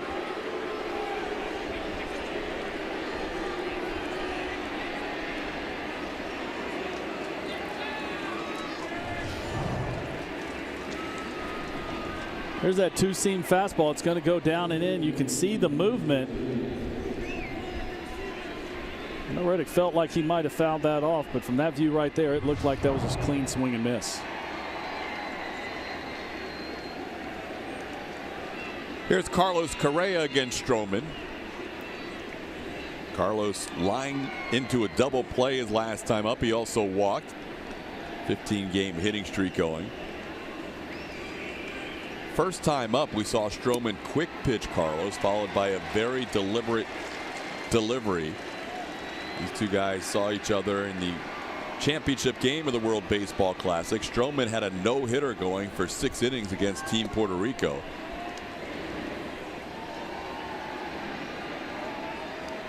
U.S. winning that game. Stroman eventually lost that no-hitter in the 7th inning.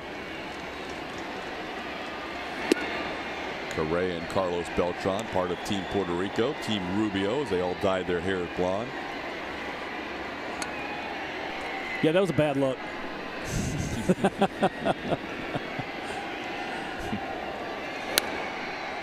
Found out of play. It's 2-2. Carlos Correa stayed with it for a while after the season started. He let it just grow out. He didn't cut it.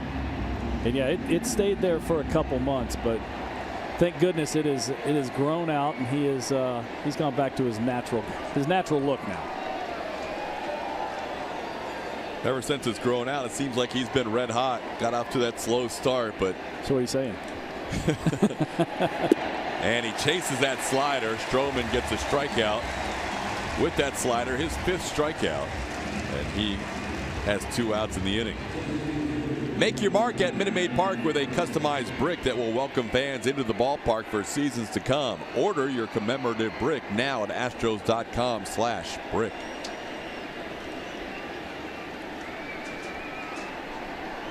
Evan Gattis, the batter. He is grounded out and popped up. So we had a little jewelry malfunction on the mound for Marcus Stroman. It looked like his necklace broke. Had to take it off, put it in his pocket. Happened to Adam Jones not too long ago at the plate. Swing and a miss. Stroman seems to be a little more efficient with his command in this inning. A little more animated on the mound also. I think he's starting to get into a groove here. He was working on his mechanics just a few minutes ago. Here's that hesitation delivery. in the dirt, 1-1. Stroman has 2 ground ball double plays of the 4 double plays the Astros have hit into, and he has more double plays as a pitcher than anybody else in baseball this year. Clayton Richard came in tied with him with 18. Piece of the bat goes flying. The ball goes the other direction. Foul. It's 1-2 on Gaddis. It's my favorite part. Evan will grab a new bat and not go to the pine tar. Just go back to the plate. I got my club. Let's go do some business. Give me a fresh piece of lumber out of the sawmill, and I will hit with it with no batting gloves.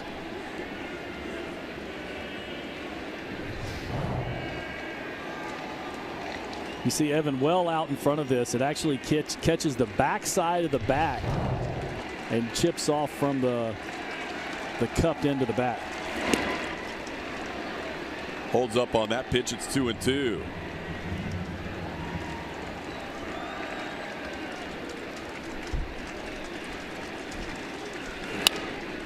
Up the middle, base hit for Gaddis, past Stroman into center field. Good 2-out, 2-strike piece of hitting by Evan. He's a base runner in the 6th. Evan picked on Stroman's breaking ball, his slider right there. Not a bad pitch, but able to get the good part of the bat and drive it up the middle. There's that slider, but he threw it for a strike. And Evan, not with a big load, very quiet swing, just puts the barrel of the bat on the ball and gets a knock up the middle.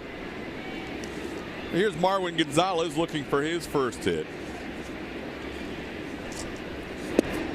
Marwin takes a pitch low for a ball, 1-0. Marwin is grounded out and struck out.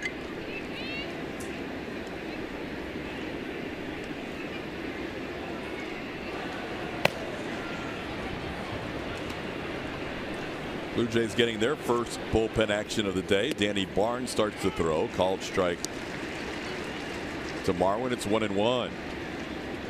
Astros trail 3-1. They've had numerous opportunities to add to this 1-0 lead.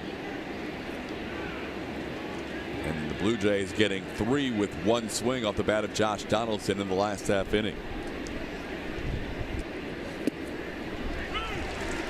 1-2 the count.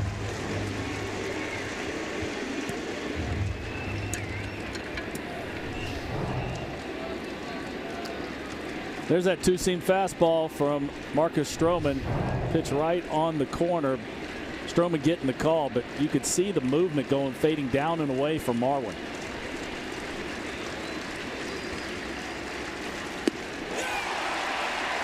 Stroman ends up striking out 3 in the inning as he gets Marwin Gonzalez to end the 6th. Marwin looking at him on the way back to the dugout after that strikeout. Astros leave 1. It's still 3-1.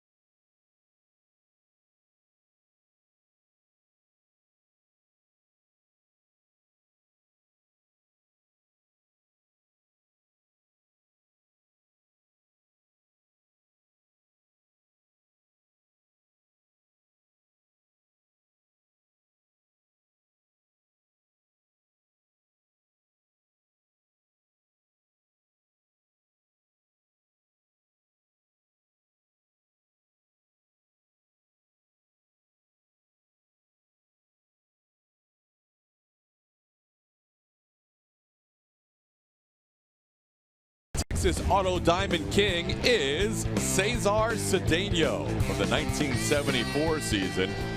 What a combination of power and speed and defense he possessed. He was a five-tool player. He had a great arm. Big guy, but you see 57 stolen bases in 1974. For a big guy, he could run very good, had good baseball instincts. One of my favorite players for the Astros back then. Yeah? Yeah. He was fun to watch. I think somebody yesterday put it well in the poll when they were voting on their favorite Astros outfielder. They said he was a modern-day outfielder before there was a modern-day outfielder. That combination of speed and power, back then you were either a power hitter or you were a guy that could run. There weren't very many that could do both.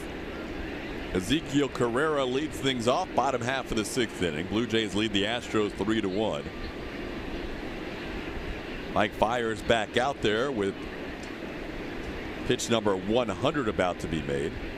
So he goes over the 100 pitch plateau for the third straight start after not reaching that in any of his previous starts this year.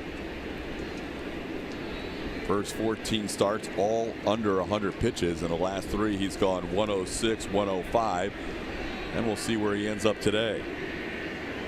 1-2 the count on Carrera.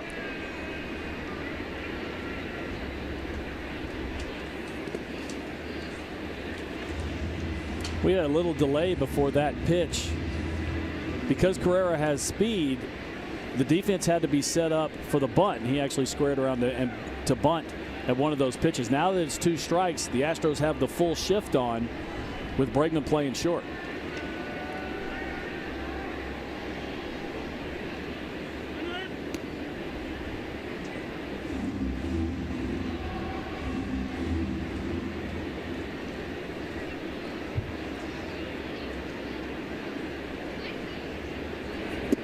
And he gets Carrera.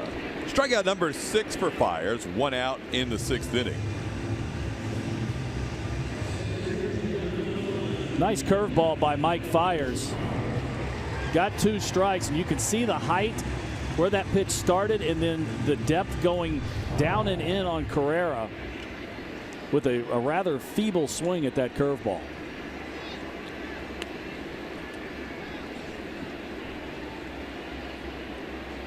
Kevin Pillar bats with the bases cleared and 1 out.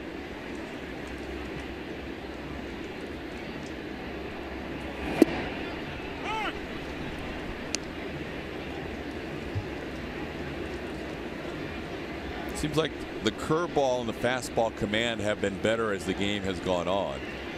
He got hurt by a changeup on that 3-run home run. But early on, his walks. Correa doesn't field it cleanly. Probably would have had a tough time throwing out Pillar. And Pillar reaches on what would probably be ruled an infield hit. The transfer from the glove to the throwing hand just wasn't there. He didn't get a good grip. The ball actually popped up in the air.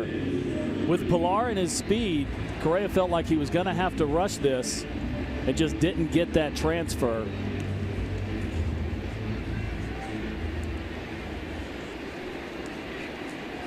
So an infield hit for Pillar.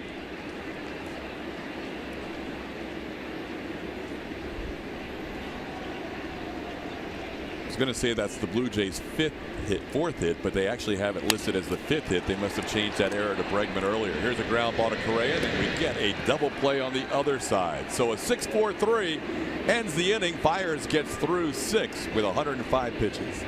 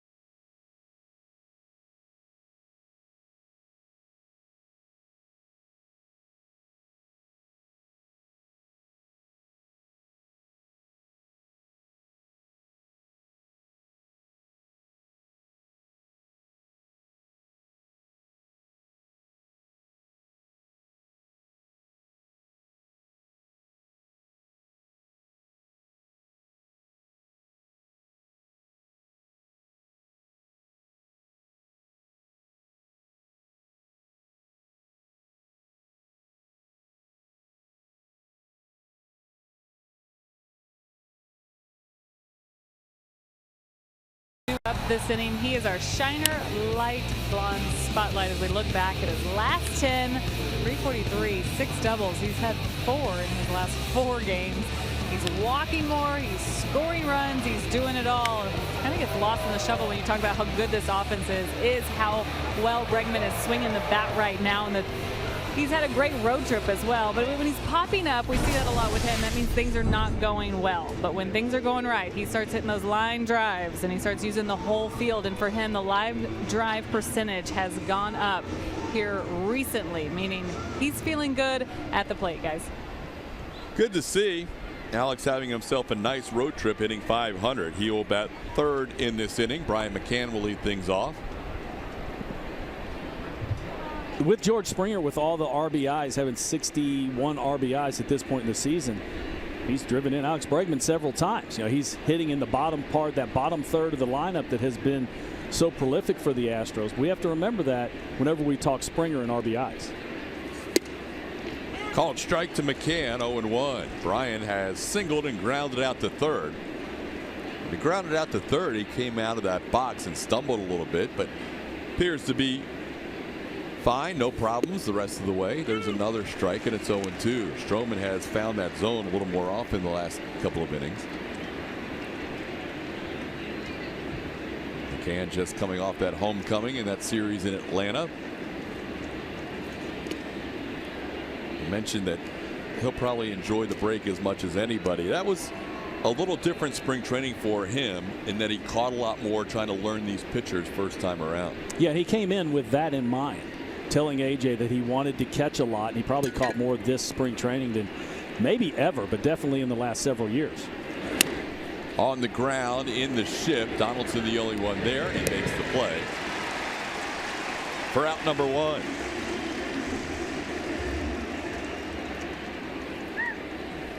Astros had multiple runners on in the first, second, and third. But Stroman has been better since then. A 1-2-3 fourth, a single runner on in the 5th that was raced on a double play, and a single runner on in the 6th. Stroman has gotten better as this game has gone along. He has, and he's gotten much more animated on the mound also. What I mean by that is he's kind of an animated guy. He just practices follow through right there. You see him working on his leg kick and a lot of different things. And I think a lot of that has to do with just the simple fact that he's in the 7th inning and they're winning.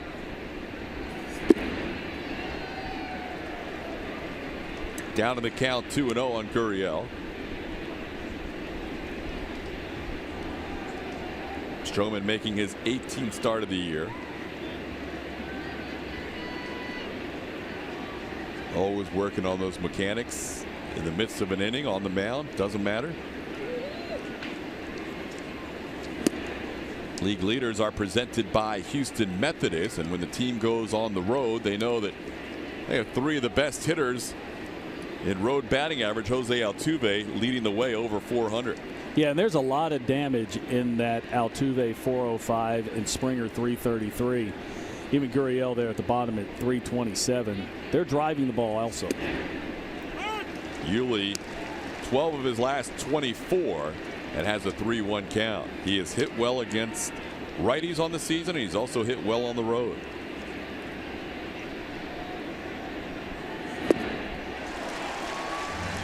Count's full. Altuve on this road trip, 3 4-hit games. Has that road batting average up to 405. Popped shallow into right field. Easy play for Bautista. 2 outs in the 7th.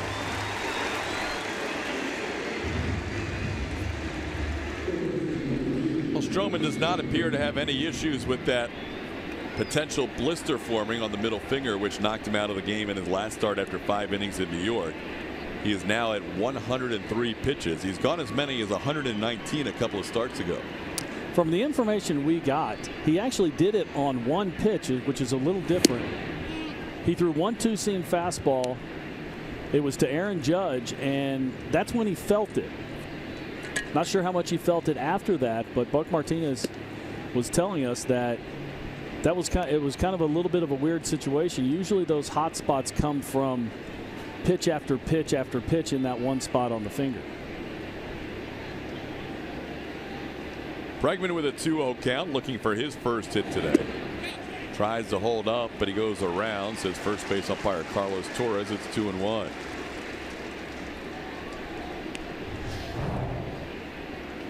Take a look at that check swing. Yeah, he went by the front of the plate. It was close, but that one could have gone either way. Bregman had an earlier error in this game taken off the board, changed in the scorer's decision to a hit for Tulowitzki. It's now 3-1 as that pitch misses inside.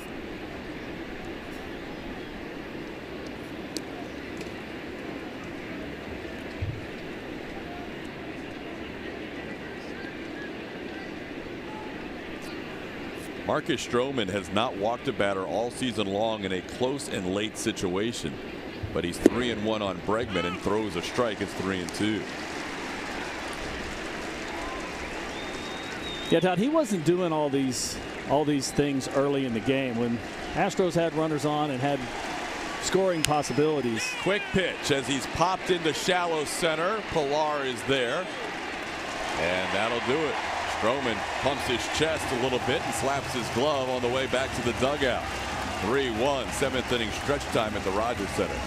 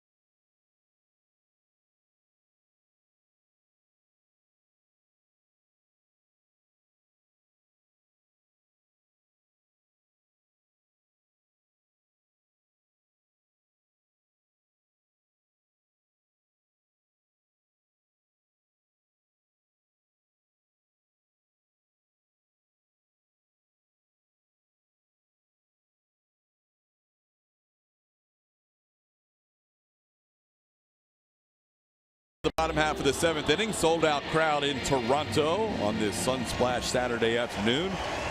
Enjoying their 7th inning stretch. Houston Astros fans included in this sellout crowd, and they will now watch the new pitcher for the Astros, the All-Star, Chris Davinsky.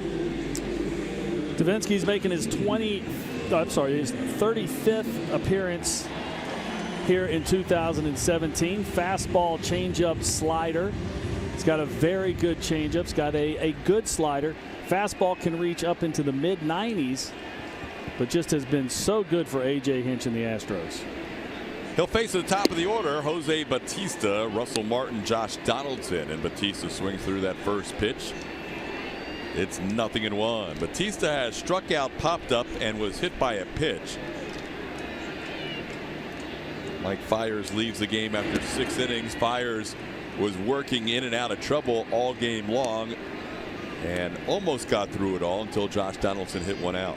Ends up being a quality start, giving up just 3 runs in 6 innings. Threw a lot of pitches, had a lot of base runners, just not a lot of hits, especially early. Bautista pops one up, maybe playable. It will be as Gurriel is there and puts it away. 1 out in the inning on the pop-up in foul territory to Yuli Gurriel. So Fiers' line ends up being 6 innings, 5 hits, 3 runs earned. He walked 4. He hit a batter. And Mike struck out 6 while he was in there, threw 105 pitches. Well, it seems like A.J. is giving him a little longer leash here the last few starts with his success. 105, 105, and 106 his last 3. After not giving him 100 pitches in any of his previous 14 starts. Martin tried to hold up, and he does. It's 1-0. Martin's been on base twice, a walk, a single. Officially 1 for 2.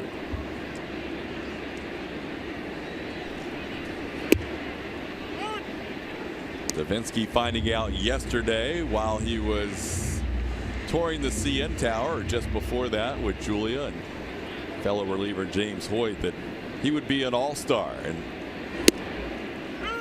he has been as excited as anybody could possibly be, getting to not only the big leagues last year for the first time, but here a year later pitching in the All-Star game. You know, I don't know if there's anyone more deserving in the American League than Chris.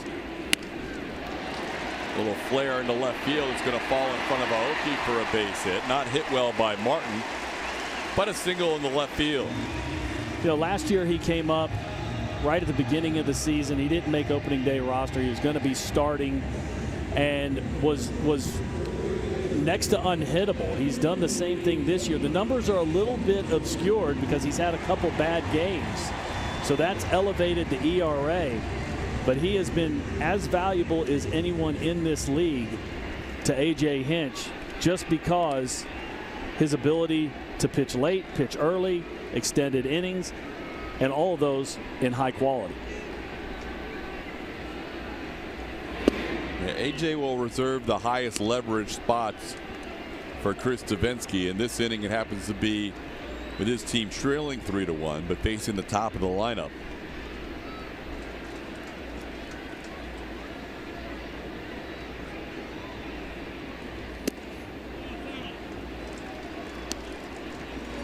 Davinsky misses with that pitch. It's 2-0.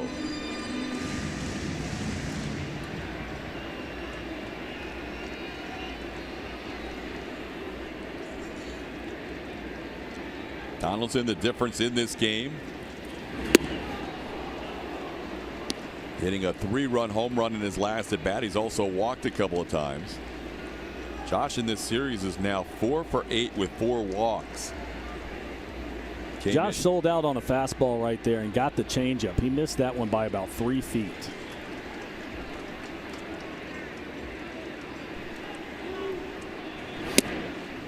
Outside, 3-1. Well, Davinsky's not afraid to throw the changeup down to the count like he is here.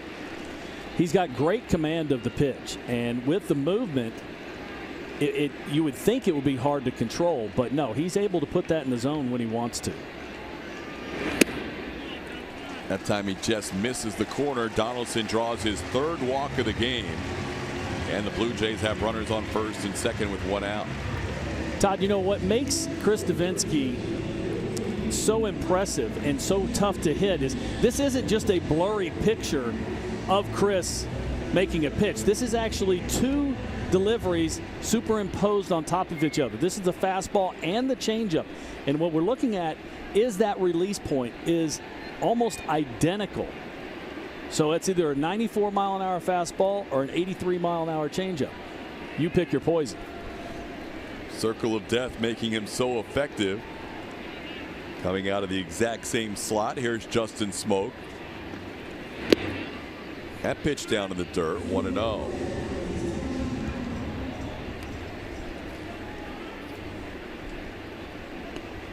Astros trail 3-1 in this game. Both teams with 6 hits. Both teams have had a lot of base runners. The Astros have walked 5 now, 4 issued by Mike Fiers and 1 in this inning by Davinsky. And he's down to the count 2-0 on the All-Star Justin Smoke.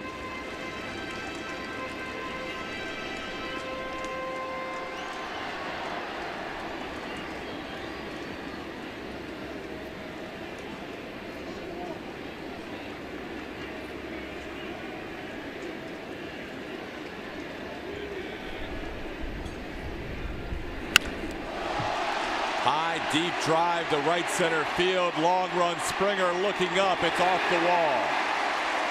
Martin will score. Donaldson being held up almost runs into his third base coach. The throw comes in as Martin crosses the plate. RBI double by Justin Smoke, and it's a 4-1 lead.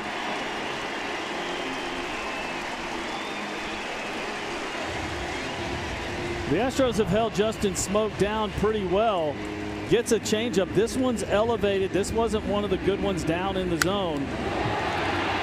Justin Smoke puts a pretty good swing on this. Doesn't drive it out of the park, but does drive it off the wall.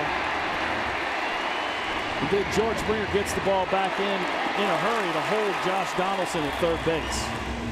Watch, Donaldson almost runs into Luis Rivera, his third base coach. As Martin crosses the plate, Donaldson would have been out at home. John Gibbons came out to talk to Paul Nart, the home plate umpire.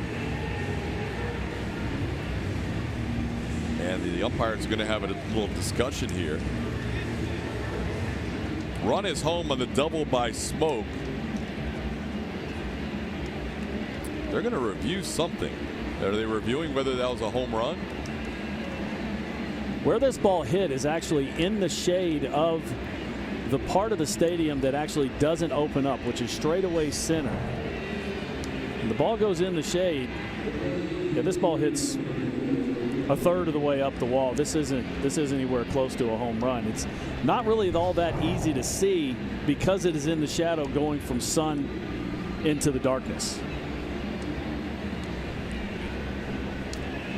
So this should be a relatively quick review based on that if they are looking at the potential for a home run, as that ball was well down on the wall. Justin Smoke snapping an 0 for 11 with that base hit. Had not had a hit in this series. Drives in his 56th run of the year.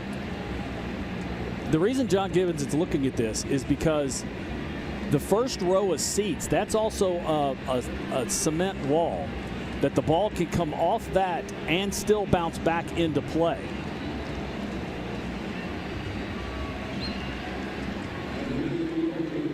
And the review does not take that long. They review it. See that light blue line where that first row of seats are? The ball can hit that and come back in. That's almost right at the wall. But that was clearly just a double. So Davinsky has second and third with one out. And he'll face Kendrys Morales.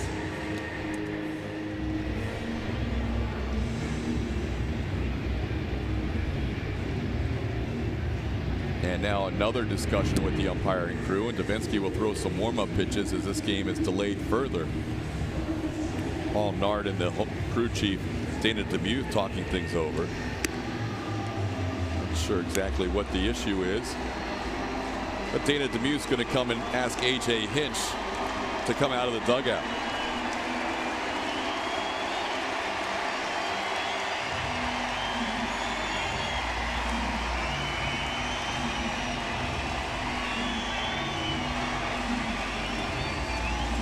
Paul Nart, the home plate umpire, is going to talk to John Gibbons as Hinch is being talked to by the crew chief Dana Demuth.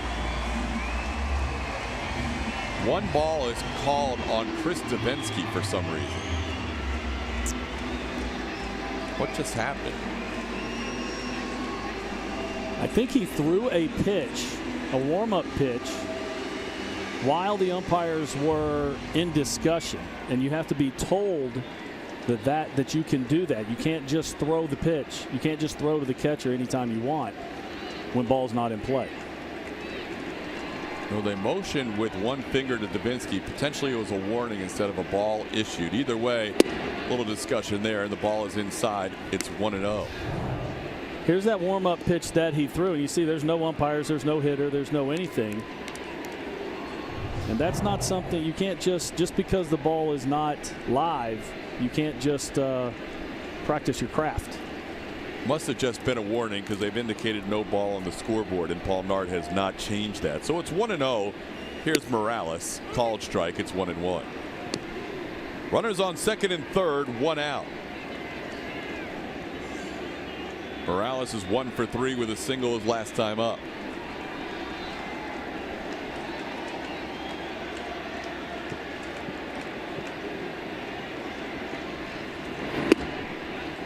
Two and one. Evo has not had great command of the changeup in this inning. Now you can see him really working hard to get the ball inside on Morales. And in my opinion, when he does that, he kind of tends to fall a little bit too hard to first base. There's a good pitch for a strike on the inner half. 2-2.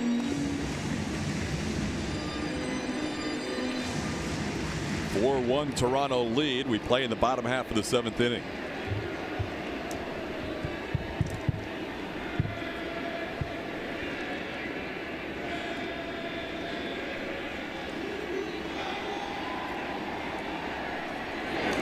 In the dirt. Great pick by McCann. The count's full. That was a nice play by Brian McCann. And the reason it was because that was a changeup. And usually Brian McCann is used to that ball coming back to his left. But Davinsky pulling it inside. Then he had to get right. Brian had to get behind Morales to get around that ball and keep it in front.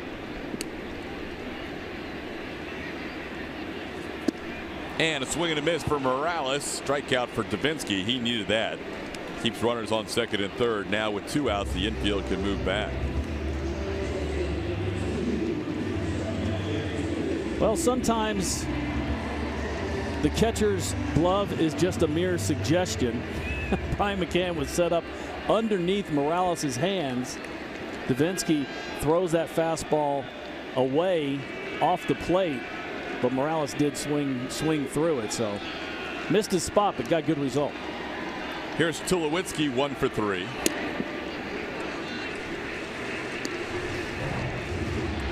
You're going to see McCann set inside, and look how far across the plate he ends up having to swing all the way off the plate away. Of course, Morales doesn't know exactly where McCann is set up, so that's why I said the catcher's just a suggestion.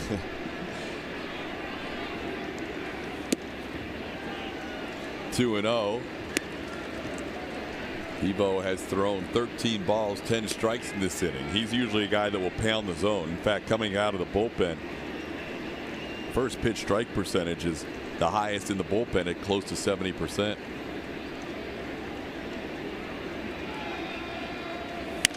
That ball's high in the air to left center field. Aoki deep, looking up and gone. 3-run home run, Troy Tulowitzki. He has hit home runs in back-to-back games, and that 3-run shot gives Toronto a 7-1 lead.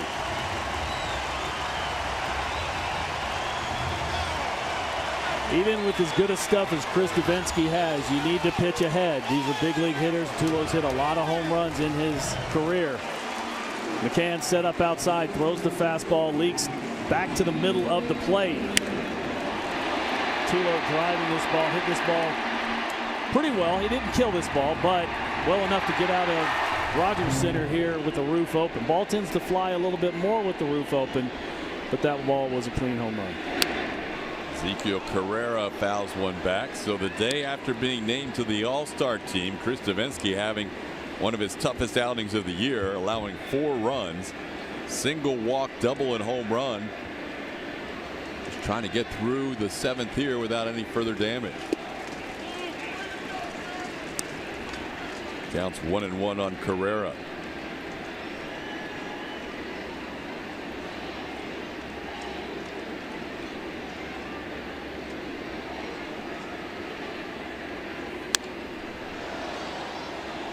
Earlier this year, Davinsky allowed 3 runs in a game at Yankee Stadium. That was the most he had allowed in any outing until today. I think him and Will Harris both gave up 3-run home runs in that game.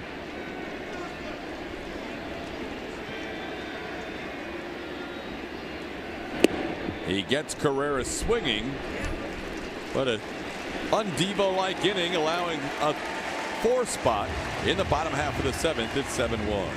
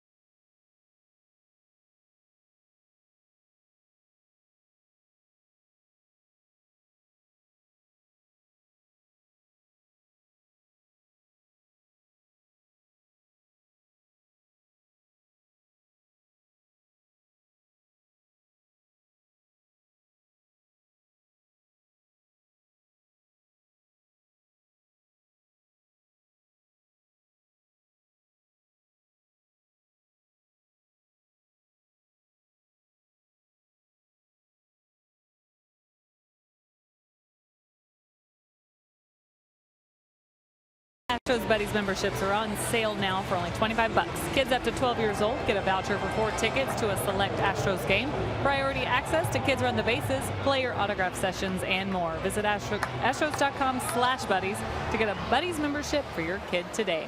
Todd? All right, Julia, thank you very much. We head to the 8th. 7-1 Blue Jays lead with 7 in the last 3 innings, and Danny Barnes takes over from Marcus Stroman. Pitching in his 31st game here in 2017. Fastball changeup pitcher. Fastball in the low 90s. Changeup about 80 miles an hour. Aoki will lead things off for the Astros. Marcus Stroman goes 7 innings today. Allows a run on 6 hits. Seemed to get better with his control as the game went along. As he walked 2 in the first inning, added in another walk in the third to Aoki, who had scored the Astros' only run, but didn't walk a batter after that. So walked 3 the first time through the lineup, and none the second and almost the third time through.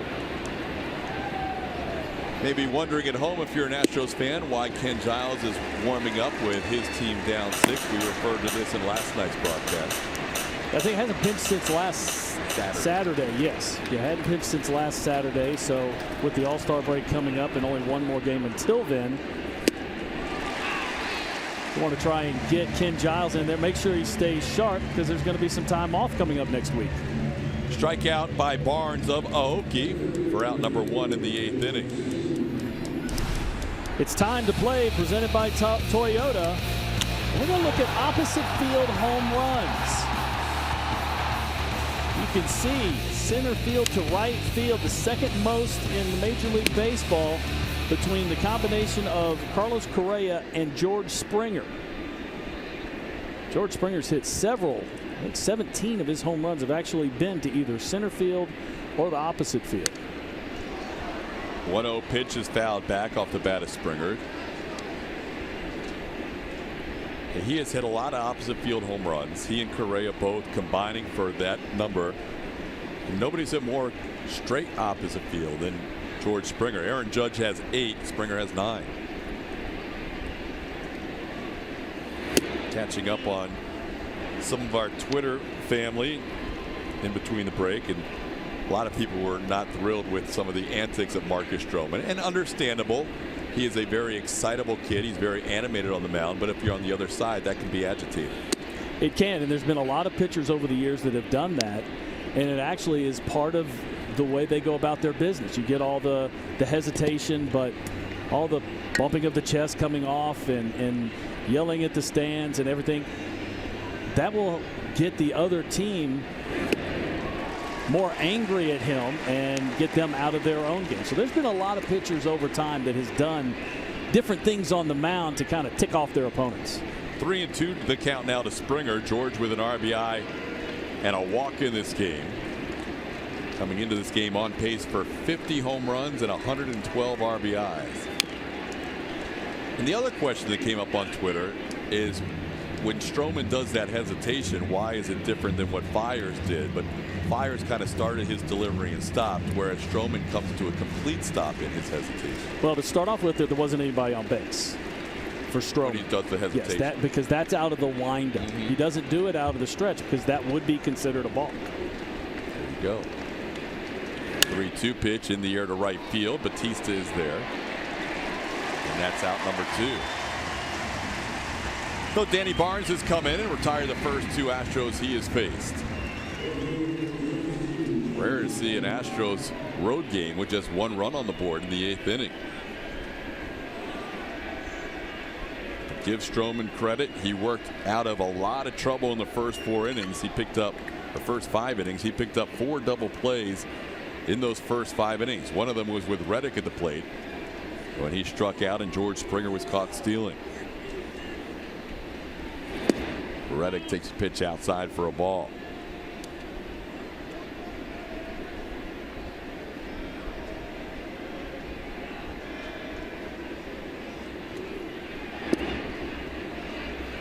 Two-0 the count. Danny Barnes, 27-year-old right-hander.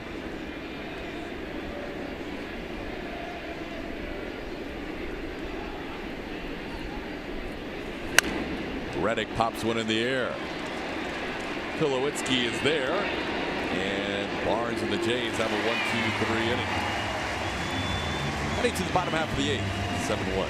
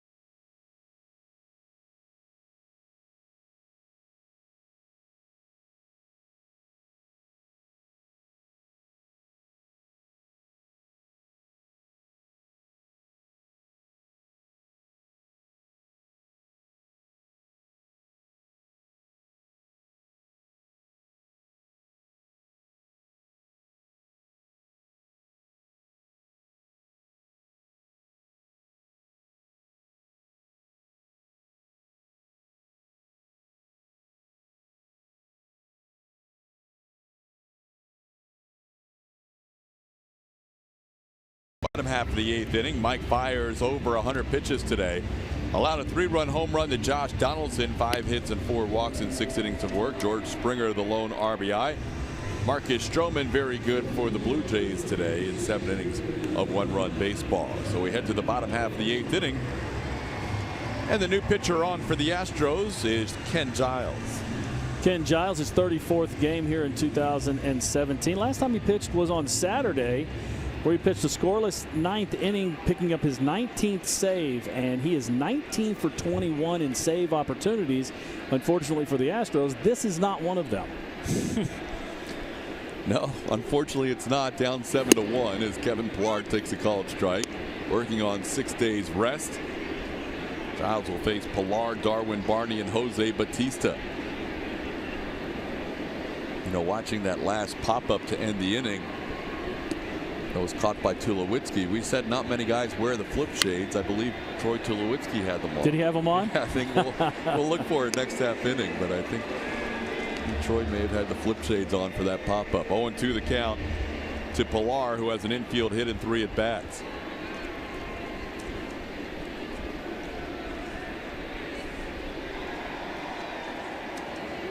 Astros had opportunities early, not many as of late. Pillar on the 0-2 pitch pops one up. Looking up into that sun is Yuli Gurriel. He makes the play for out number 1. Julia? Hey Todd, I have the results from today's Shift Stroll poll. Thanks for voting in our Stroll poll. Remember, you can find it on Twitter at Root Sports SW. Follow us there. Who is your midseason Astros MVP? George Springer. 80%, my goodness. Wow. Well, he's on everyone's mind right now as well as he's been playing. You know, I also saw some tweets for Lance McCullers, and I really like that answer as well. Just what he's been able to do this first half, being an all-star and being kind of the guy holding that rotation together when some injuries down. He went down as well, but came back looking good too, guys. Marwin making that play, not an easy one, looking up into the sun. Marwin's got the sunglasses, but not on his eyes, up on the brim of his cap, but he was still able to make the play. Yeah, the sun is really bright on the top of his head, so he's got his sunglasses up there. Marwin just feels like that the sun isn't really an issue for him right now here later in this game. And can you really argue George Springer as the first half MVP? I can't argue that, but I'm shocked that Correa and Altuve got less than 10%. I can't, but those I must have been the people voting for Springer. Right. We got to pick one. They got to pick one, but those other two guys, I mean, Altuve's leading baseball in hitting, and Correa's in the top 5 in every category offensively and doing his thing at shortstop. I understand the Springer vote. I'm just a little surprised it wasn't more spread out. Well, how about the 3 old guys only getting 4%? That I could with all those young guys doing their thing, I can understand That's that. right. And then it's also in the what have you done for me lately department. Springer coming off a 4-for-4, 2-home run, 5 RBI night, and tied Correa for the team lead in RBIs with that night. It's definitely fresh in everyone's mind. Called strike 2-1, but Correa also got things going on a 2-run home run last night. Yes, I think Springer, you know, probably should have won the poll, but I was just surprised that the other guys didn't get as much love. Ken Giles with a 2-1 count on Jose Bautista. Holds up, it's 3-1.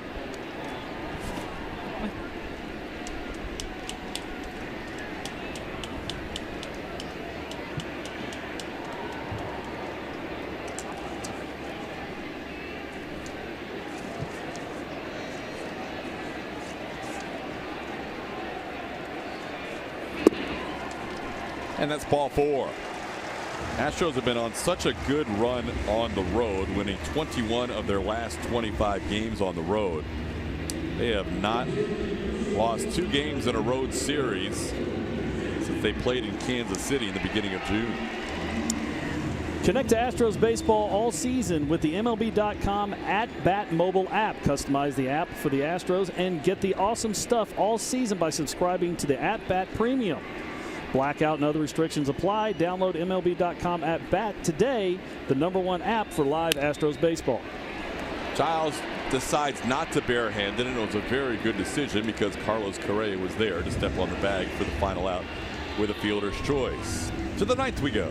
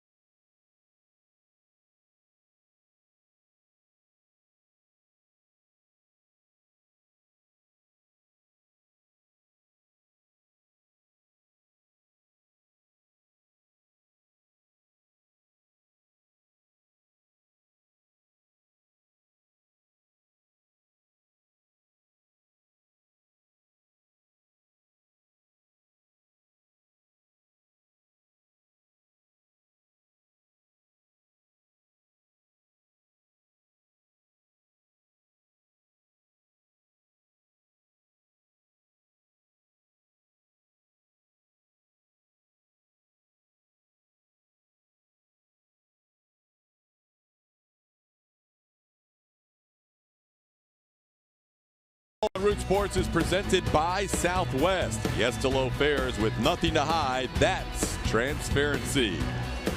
And by Toyota. Let's go places. Looks like Orbit got a head start on the All-Star break down at South Beach. He's gone down on vacation prior to the All-Star break since Astros have been on the road. Making some new friends down there.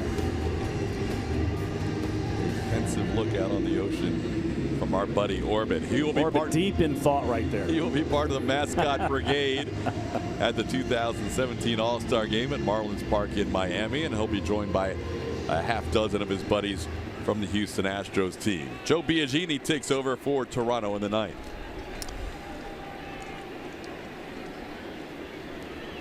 Joe's going to come at the Astros, the 4-seam fastball, curveball, changeup combination. Mostly fastball is going to be in the mid-90s. Done a pretty good job. It's got about a 1.3 whip, which is just about major league average. 2 hops to Tulowitzki. Does not have the flip shades on. Does not have any shades on as he grounds out to short to start the inning. The Astros, down to their final 2 outs in this inning, also take on the Twins at Minute Maid Park next Saturday, 1 week from today, and 10,000 fans will get a Carlos Correa Handshake Series bobblehead presented by Houston Methodist. For more info, visit Astros.com or call 1-877-9-ASTROS, and the bobblehead will complete the handshake set with Jose Altuve. 1 out, bases cleared. Astros down 7-1 in the ninth, and Evan Gattis is the batter. Gattis with a single and 3 at bats against Marcus Stroman. Astros have had just 2 base runners since the 3rd. Both were singles. Norioki in the 5th was wiped out on a double play, and Gattis in the 6th came with 2 outs. So there really hasn't been a scoring threat. Nobody in scoring position since the 3rd inning. Gattis sends one into right, and that is out number 2. Just like we promised earlier in the game, it's Miller time, brought to you by Miller Lite. Unfortunately for the Astros, we're going to have to talk Blue Jays home runs. Josh Donaldson hitting a big 3-run jack against Mike Fiers, and then against All-Star Chris Davinsky, Troy Tulowitzki with a 3-run home run for himself. And that's where we get 6 of the 7 runs that the Toronto Blue Jays have scored today. Blue Jays winning the opening game of this series Thursday 7-4. Astros coming back 12-2 last night. Marwin Gonzalez cuts into the lead. Marwin hits one out to right field on the first pitch from Biagini, extending his career high to now 16 home runs at 7-2. That's 6 straight games for Marwin with an RBI, his career mark with consecutive games with an RBI.